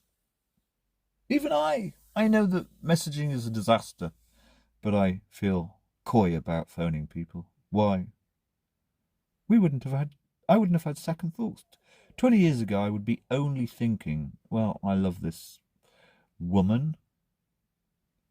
Dare I try and phone her again, or is it going to be some kind of... No, people were never rude to each other on the telephone 20 years ago. 30 years ago. No, 30 years ago, they were never rude. They would never be unpleasant. They would never put a phone down. It's just, all of this is just so, it's just like, there you go. In fact, that's actually quite funny. It's like communication has gone so backwards. Nobody ever was rude to anybody. No, I don't remember anybody ever being rude to anybody on the telephone 30 years ago. Or 25 years ago. No, nobody was. You weren't. It didn't happen. It was so rare. Even somebody who you'd had some unfortunate event with. People were not. Anyway, but this is not about these silly new words of trolling, abuse, offence, whatever. No. This is almost the exact opposite. So, humanity has got this, as of certainly 10, 15 years ago, we've basically got each of us a little TV station in our pocket, which is what we got. What's actually really happened? And this is what I realised, or started to occur to me. There's nothing new in what I'm about to say, but Syria, well, it's like, obviously, it's like the brutality, cruelty, madness of what humans can do to each other seemed to just escalate a little bit. Now, not many people had in their pocket their mobile television station, their personal television station, but a few people did. I watched a few videos and things about those great big petrol bomb things that they were chucking out of helicopters in Damascus or wherever it was, or whatever. Yeah, clearly you got a kind of... Well, there isn't going to be that much difference between what we saw in Syria and what happened over Dresden. Of course not. Philosophically, there isn't. Hundreds of thousands or many thousands were killed over Dresden, etc., etc., etc. But you see, I think now what Syria started to put into my mind is we've evolved. No, evolved is the wrong word. That having the truth to power machine in your pocket, the fourth estate, the television in your station in your pocket, Assad and company, I think they just realised, what the fuck? Doesn't make any difference. No one's going to stop us carrying on brutally torturing people, as happened 30 years ago too. And then, what do we have in Ukraine and now Israel?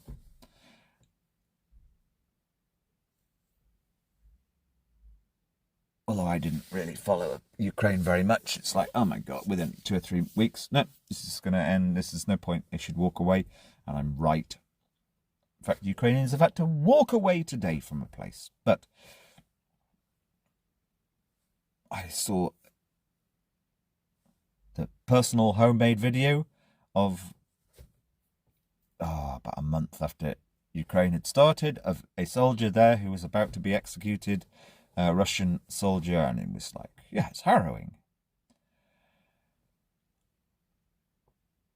Him actually looking into the camera, it didn't show him being shot, but you knew that man was 3 seconds later riddled with bullets. A prisoner of war, I think he was.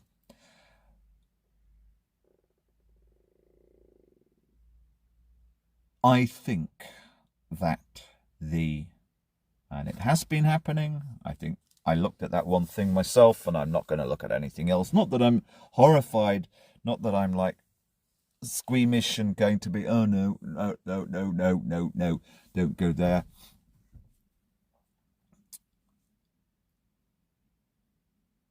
Yes, of course, we have ISIS as well, and that's going down slightly a back alley because that's a kind of an anachronism of this extreme religious nutcase. And I am somebody, there was the great big question when they were doing their beheadings and putting them online.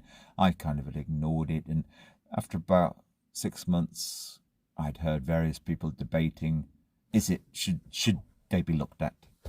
And I'm the sort of person who wouldn't. Now, I'm going to contradict that now and be thought the biggest liar in the world. No, no, I don't. I don't watch horror films. I don't. It's like I turned off. I know where the line is. But after a year of ISIS kind of dictating life, in fact, I mean, Britain changed because of new systems were brought in, new attitudes. You get you got metal detectors all over the place. Even at small libraries in the middle of nowhere, you can find you've got a metal detector kind of thing. That kind of all gradually arose whilst there was possibility of internal terrorism in Britain because of matters Islamic. So anyway, at the end of the day, after about a year or two, I had a look, and watched some of these videos, and they're horrific. People being shot, executed. It's all horrific. Interestingly, I don't think those videos made much difference. Horrific. I don't think they made much difference. Because in a way, that seeing the absurd, cruel, ritualized, we all knew that ISIS weren't going to win, weren't going to take over the planet. But I think there's something much more important. And so, the pocket-sized TV station. It's everywhere. I think Ukraine showed something which is, I'm sure it had already happened, started to happen about 10 years ago, which is that people actually, just like your Lynn Joneses, their skins got so thick. It's like frankly, backwards people are in this war. As soon as Israel started, they're in the war to collect in their pocket television station the most grotesque image. Now, they may be the brave journalists of Al Jazeera. I was watching Al Jazeera for 2 or 3 weeks after October the 7th. And of course, an actual large-scale broadcaster is going to kind of fuzzy out faces and not have too much blood and gore. But your many other personal TV stations in your pocket, they're not going to do that. What's really happening? What's really, really, really happened? You see, I think as soon as in a widespread way, human beings were seeing blood and gore and guts and bits of bodies chopped off when the sword was invented, I think ever since then we've got more and more fearful, negative, conflicting. We pretend, we may have periods of pretend peace, which may be decades long, but Israel is actually, and I agree there is anti-Semitism in the following definition. We've got Congo has bubbled up again, apparently. Exactly. I'm going to define all that, with obvious extreme examples. If I were Israeli, I'd be pissed off about the following. The Congo has bubbled up again. How long has it been going on? 20 years? 30 years? What do I know about it? Nothing. Are there thousands of people getting tortured and killed? I'm sure there are. Whereas we hear the word Israel, I'm talking about for the last 40 years. We hear the word Israel hundreds of times a week for the last 40 years, or rather, as soon as there's a small mad cruelty or in Israel, and the settler thing is a blatant, illegal, sticking two fingers up at the United Nations, and that's wrong. But Israel gets the crimes of Israel, and Palestine were committing technical crimes also, but the crimes of Israel would get, let's just put a rough number on it, 100 times more coverage over the board over a period of time than the crimes of Congo, or the crimes of, I'm sure there are one or two other, the crimes of Ethiopia, etc. So there you go. That to me, the Israelis have had for many years a justifiable reason to complain about being picked on. And I think that's kind of almost the limit of it. But this is not what this is about. What it's about is fundamentally this. How can I get this into 3 sentences or even 2? Simple as this.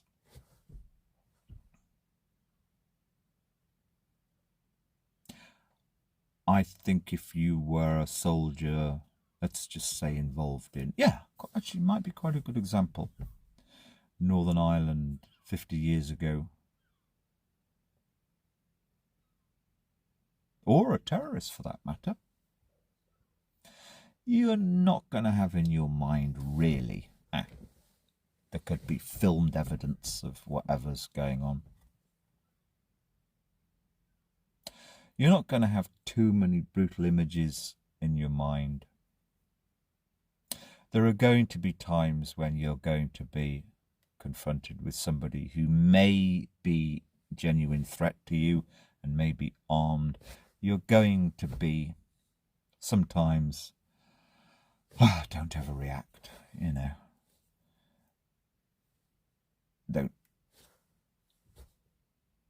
Don't even stick my gun into the face or the stomach of this person I'm arresting. Let's assume they're okay.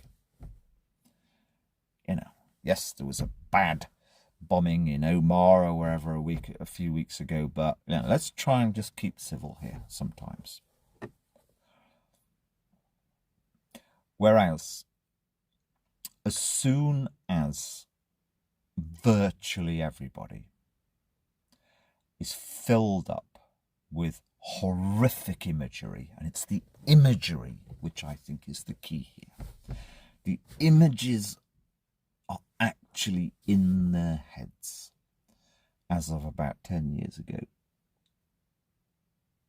And certainly by the time I have the image, I do not, I only basically turn on a bit of World Service, a bit of Radio 4, and I just like it. Occasionally, I think Israel is such a massive thing in modern history, so I'm trying to figure out what's to think about this. And this is what I think. But this is not about Israel. This is about any conflict now pretty much anywhere in the world. The ordinary people, it's all about getting their personal little television out of their pocket. And it can be mass shootings in America, anything. The imagery which everybody started to see 10 or 15 years ago, not so filtered by mainstream media, as they used to, and still do, of course. The imagery is going to have another stage, another net, more than, or skin thickening. It's going to have another skin thickening, or perhaps even, you could actually call it the final skin thickening.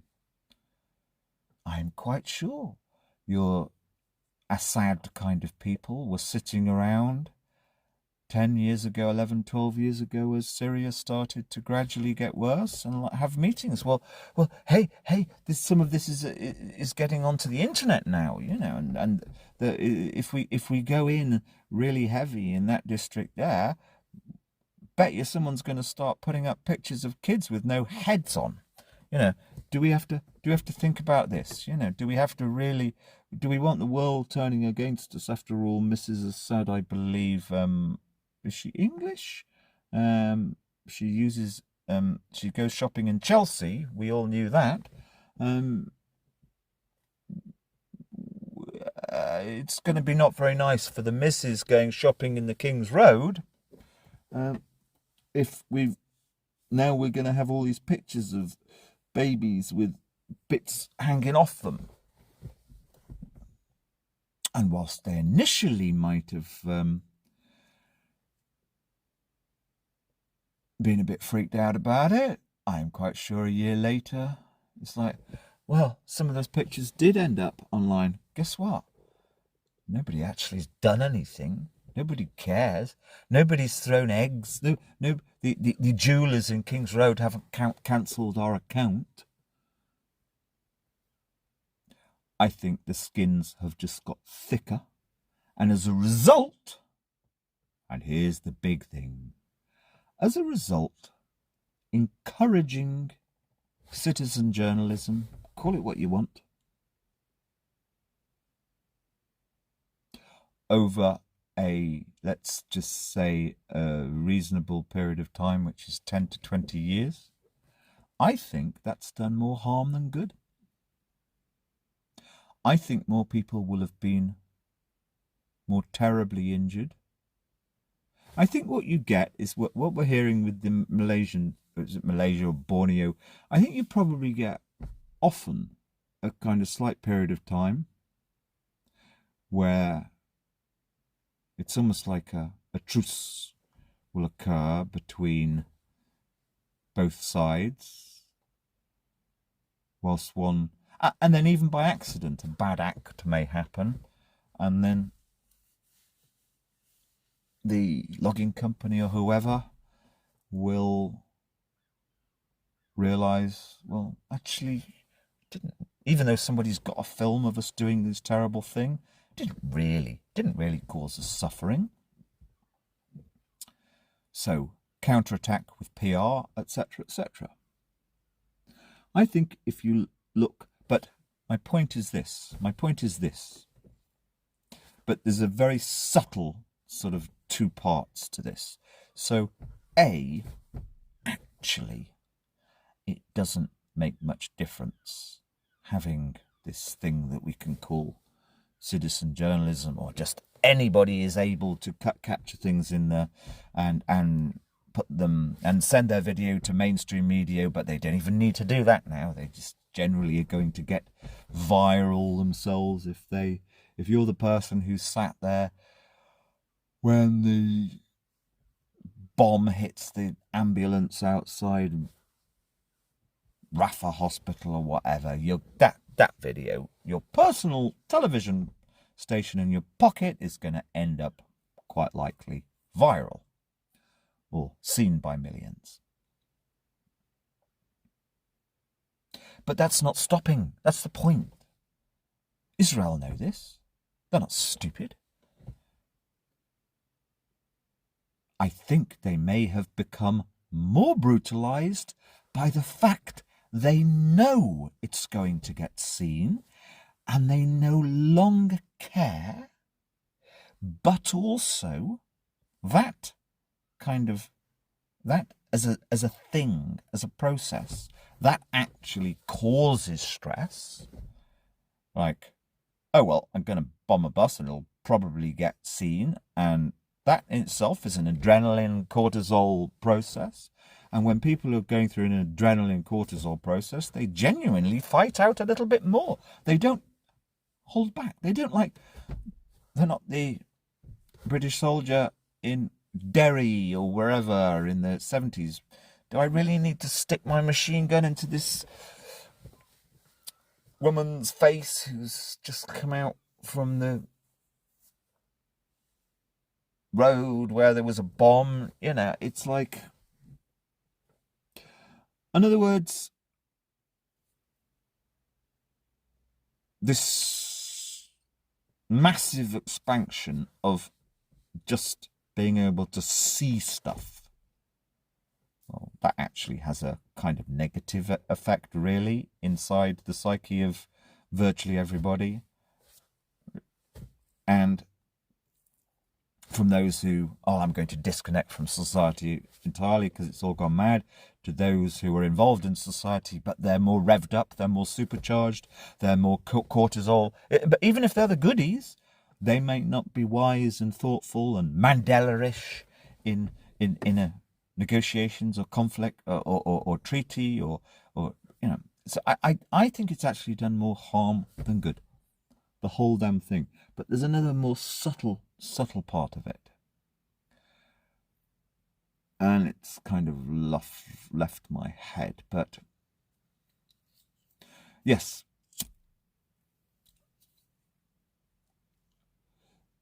I think there's also a kind of grotesqueness.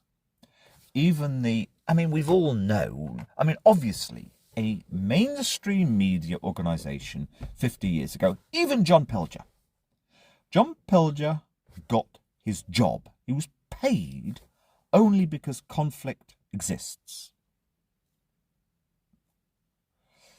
Now, I'm not a cynic, so I know there were plenty of good journalists, and he's one of them.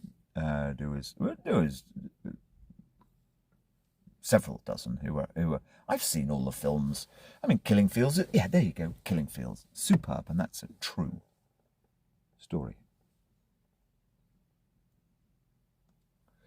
Dith Pran, a good, ethical, moral journalist.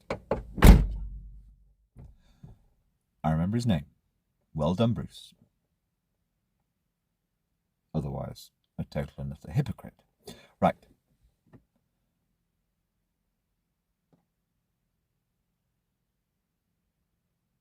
Good journalism, proper, humane, human rights focused, universal human rights focused journalism, Pilger, etc.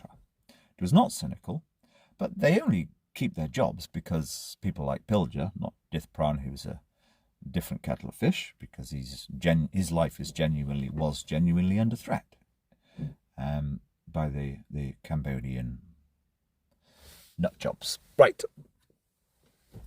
But I think this kind of, we've moved forward from the kind of Pilger who's, you cannot avoid saying he's actually getting paid his wages and probably extras to go to Vietnam because conflict exists.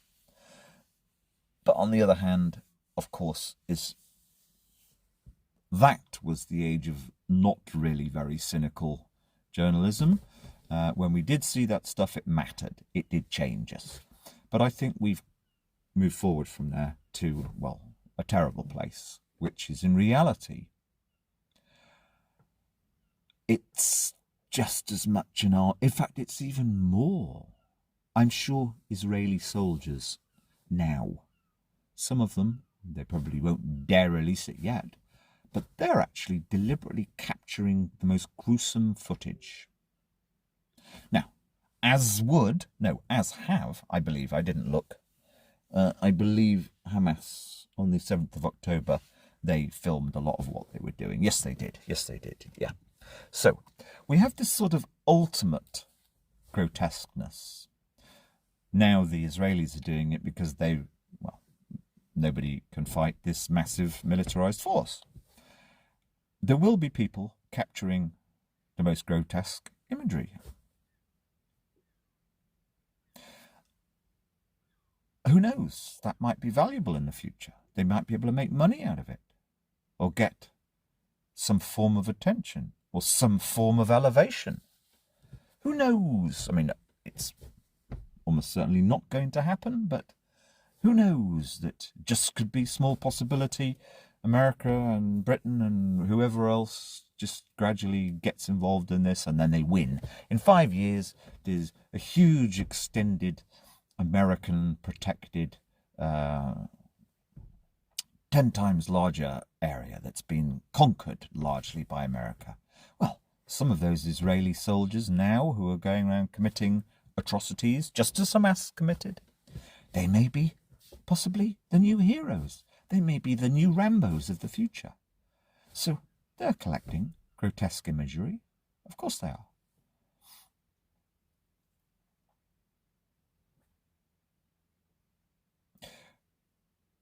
It's almost like this grotesque imagery has become a form of currency. Now, I don't think we're quite at that point, but my final last line is, well, no, it's not, I've remembered.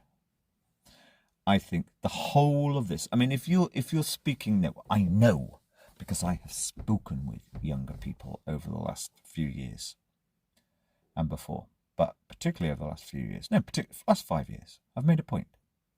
Every younger person, thoughtful ones, 30, 35-year-olds, 40-year-olds, thoughtful ones who are poets, singers, songwriters, thoughtful ones, top of their mind, even though it may not be fashionable to actually make this following statement, but top of their mind is, how do they appear in their public space, which is online?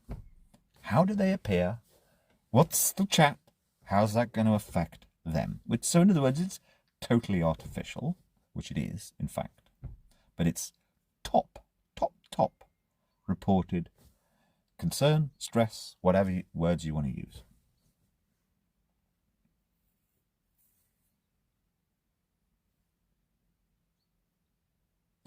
But it's as if that whole process of how we appear to our community, our peers, etc., has been entirely corrupted, because at the same time,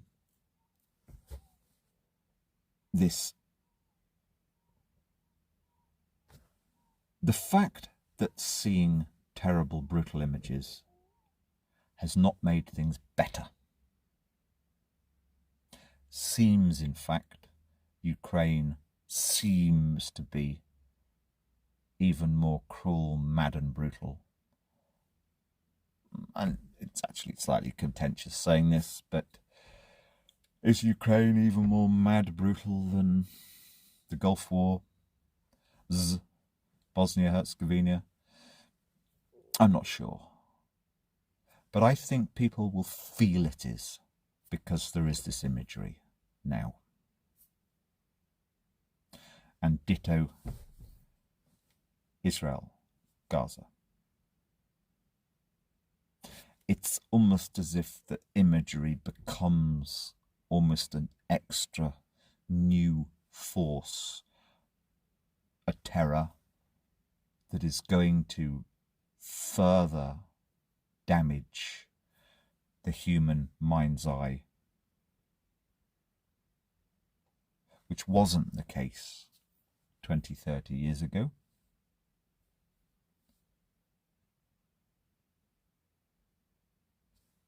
Did start, as I began, when you have the change between the non-metallically killed opposition to the metallically killed opposition. But I think this is such a huge change, and the net effect overall is to, and I'm deliberately not using the word brutalize, I think there are better ways of looking at it. I think I don't use the word traumatize. That's been stolen by tossers like Gabor Mate, who are children. Now, it's like the psyche has been, well, the good old-fashioned word is the right word, angst. The angst level. Mandela could do good things because he'd had a long time to settle down. I'm sure when he got jailed, I think I've seen his trial or heard his speech, and he got imprisoned. he had years to settle down, and his angst dissipated, zen and kind balance increased. So having all this imagery from privately made television in your pocket,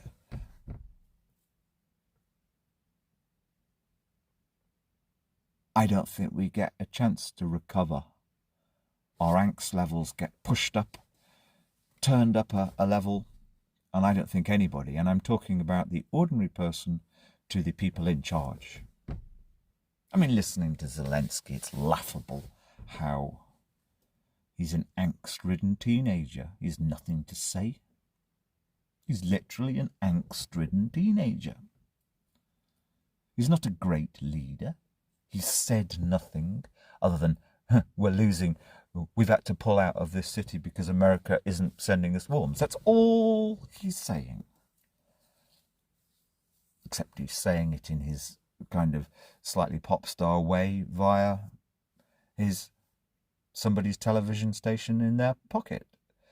I don't think it's done any good, and I think actually the skins have thickened across the world.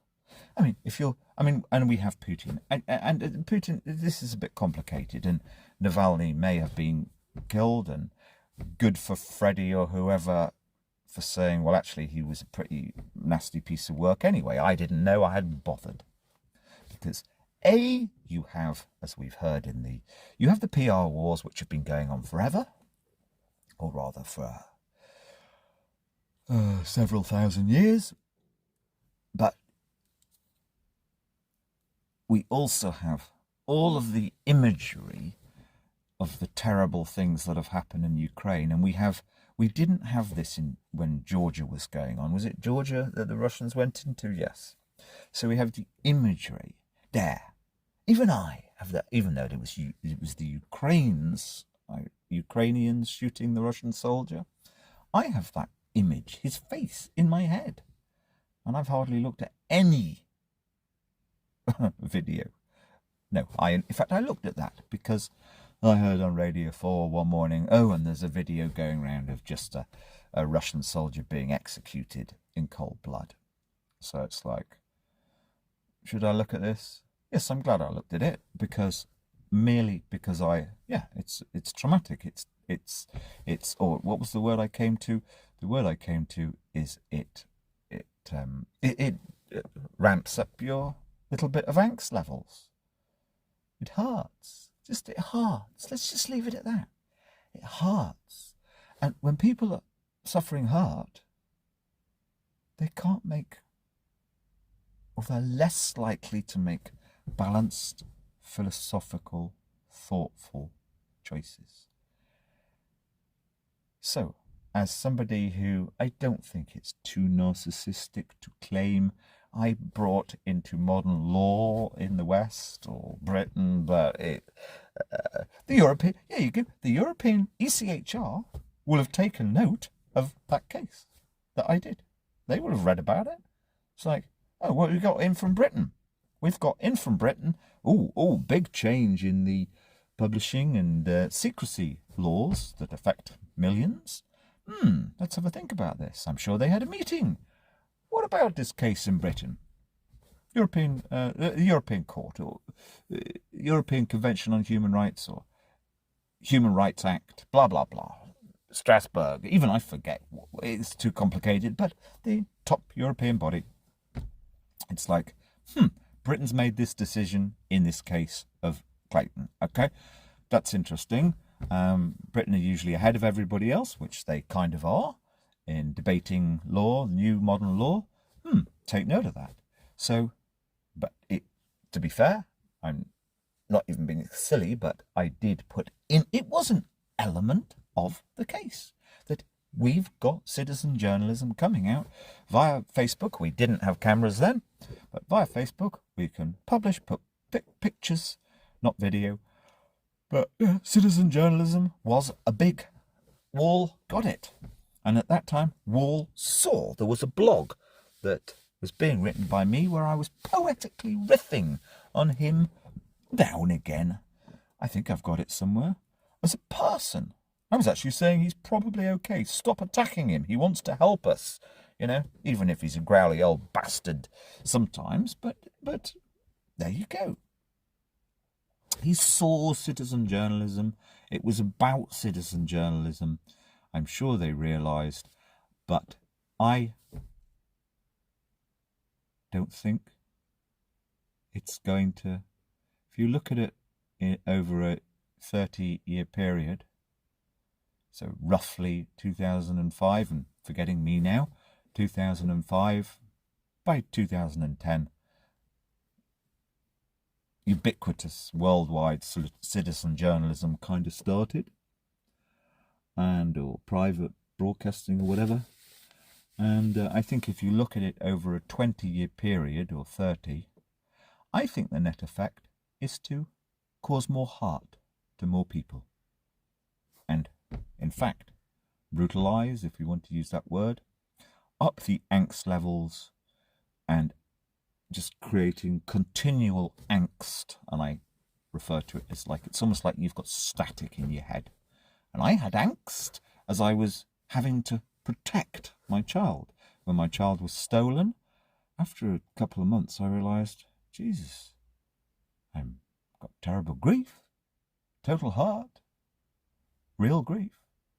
But that angst is now gone, that static's gone, because I'm not fighting. I'm not subtly just aware I've got to be careful and sort of just retain my life. I have to kind of just be aware I may need to battle to retain my beloved happy life. Once you've lost it, then the angst is no longer there. The angst comes from having to protect what you know is good. So yes, net effect of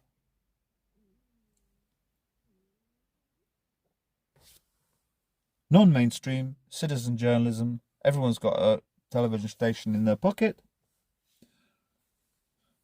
I was Britain's #1 proponent of. Is negative. And I'm not joking.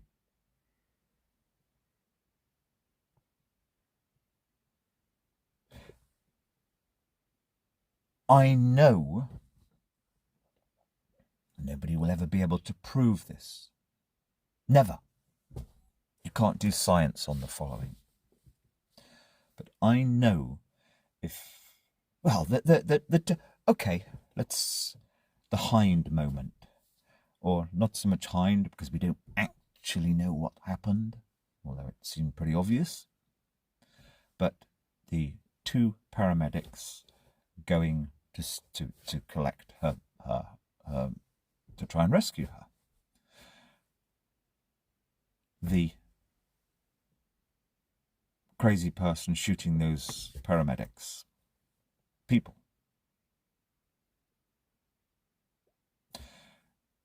An event like that would have been very rare 20 years ago, anywhere in the world. I'm not even sure about Africa. I don't know. Okay, things have been pretty brutal in Africa at times, where they don't necessarily have rules-based warfare. But I think you could reasonably say that that would not have happened in most territories of the world 20 years ago. Whoever did that shooting, shot the paramedics, the ambulance drivers, the rescuers, whoever did that, they've been brutalised. They no longer care. They may have even got a cheap thrill out of it. They may have even filmed it. And it's obviously, they're not stupid. They will have been aware that this little girl had been broadcast around the world. This wasn't some fog of war thing. It was fully signposted hours before there was international pressure, I think, put on them even.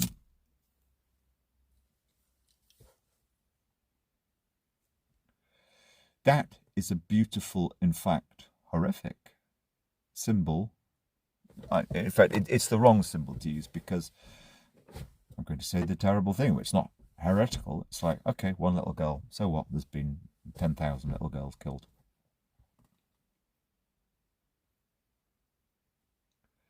And all I've cared about for 25 years is one little girl who's now 25.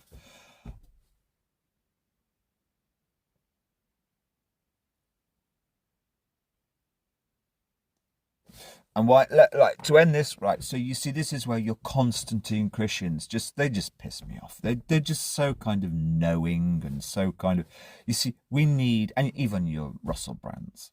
Now I'm going to end almost seemingly contradicting myself. Essentially, you do not really have. Okay, you can arguably say that the totally honest, sincere movement in the 50s, from the 50s, for universal human rights. And I think we can say that that kind of more or less lasted for 50 years. The second half of last century was this universal human rights is the guiding force of human civilization across the world and what we aim for everywhere. It seems that most people really don't feel that this is successful or possible to achieve now, blah, blah, blah. But then add in what this homemade citizen, everyone's their own TV station. I don't think it's done any good. I think it's done overall more negative effect to the psyches. And we're just, all of it, all of those two thrusts. I mean, the citizen journalism coming out of, as I put to the appeal court, the test case, okay, it's part of universal human rights. I think essentially it's all failed, but I think the citizen journalism has increased the failure, has sped up the failure of the notion of universal human rights, of Geneva Convention, rules of war, rules of terror, even, you could say. No, I think it's all the last 20 years. I was the one who started it, has taken it backwards. And say this to Constantine, Freddie, they'll all say, don't be stupid. It's only a good thing that we're able to have our little private TV stations where we could, if we want, show pictures of babies' heads being chopped off and stuff, or whatever happened or didn't happen or wherever. Okay, they'll say it's only a good thing. Nah. Wise person says, nah. What matters is over a kind of 10, 20, 30-year period, and actually, no. More human beings have suffered, are going to suffer crueler, more terrible things in the future. I mean, as actually Freddie rightly says, no one's going to know the truth of Navalny. It's not going to be known. Or was it Constantine? You know, it's like, yeah, but now I'm going to... So in other words, forget it. It's all a waste of time.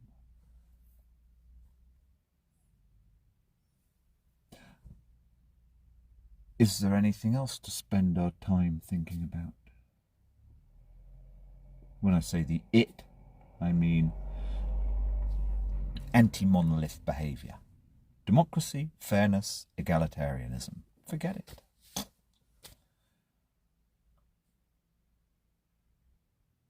Obviously, I'm not saying tear up every piece of paper, but I think that the thing that the world should be putting much more effort into,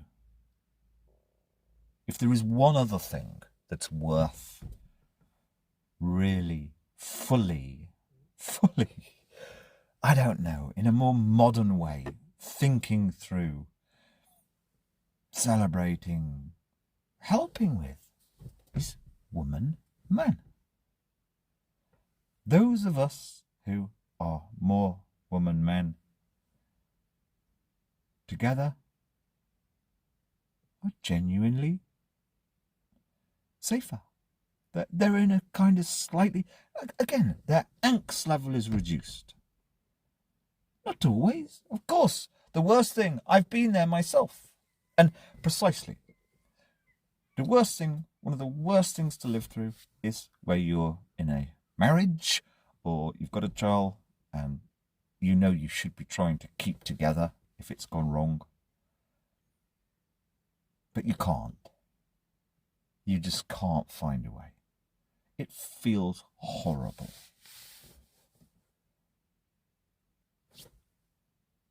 The world, in other words, modern societies, so we can't include any religious society in that, but, or any society where religion is not kept where it should be, which is in the toilet block. I believe there's something, but I don't believe in religion. Anyway, the world should find better solutions, new solutions. And this is not family law or father's rights. This is just like society. If a couple with children are in trouble, maybe they should have a little special island where they go for time out and are helped, and there's no guilt. There mustn't be guilt. I don't know. But man and woman, putting effort into man and woman, or if you must, the 2, 3, 4% who are same sex, putting effort into that. All our efforts on international human rights, but then especially the aspect of, I mean, ask somebody what free speech is, and it's, oh, well, whether or not what you can say on YouTube. No. It's just, I described it. It's whether or not I should be able to speak publicly in any forum, including a essentially private email forum, but with 1,000 people involved, about that Lynn Jones. That's what free speech is, to protect me. To protect my child, I should say, because it's essentially to protect a child. Because in fact, there you go, that whole area of law is in the child's name.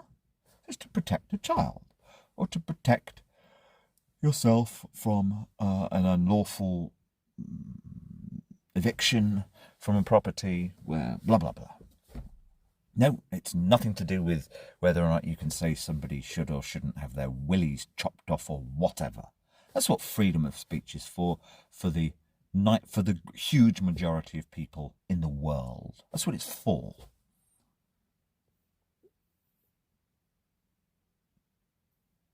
Yes, international human rights, etc., universal human rights, I think, has been so...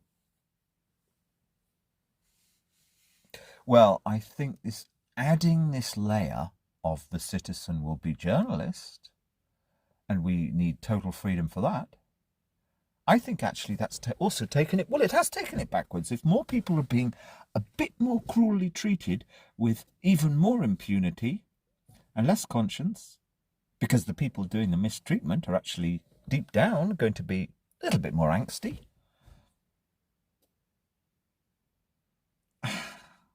That means they end up, more often than not, taking the really terrible choice to stick the machine gun in the woman coming out of wherever in Ulster, maybe even pulling the fucking trigger. You know,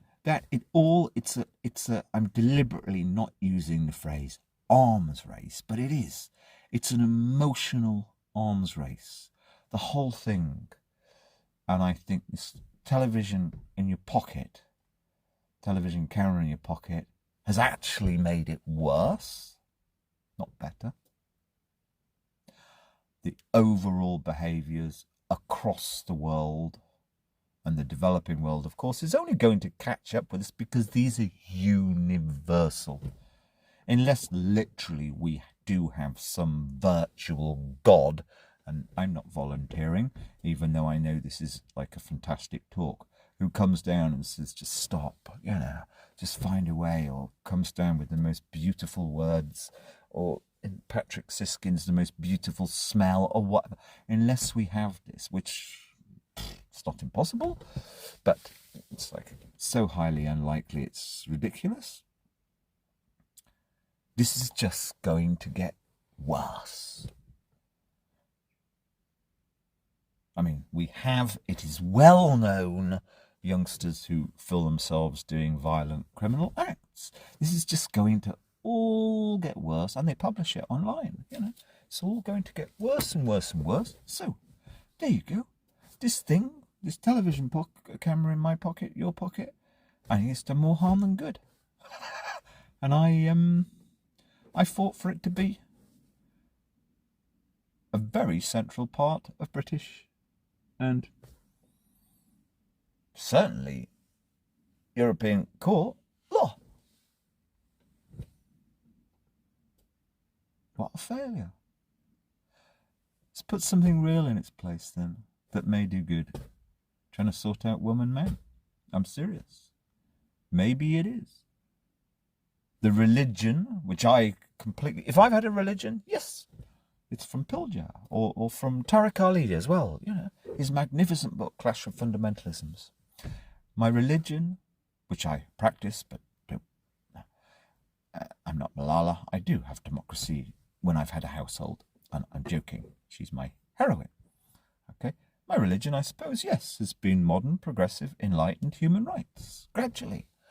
And then also adding on communitarianism. Although hardly anyone can do it. My religion's failed.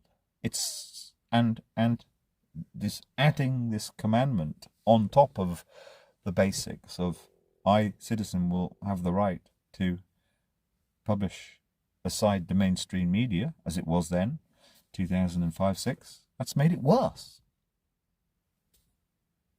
Find a new cause that may actually benefit more people.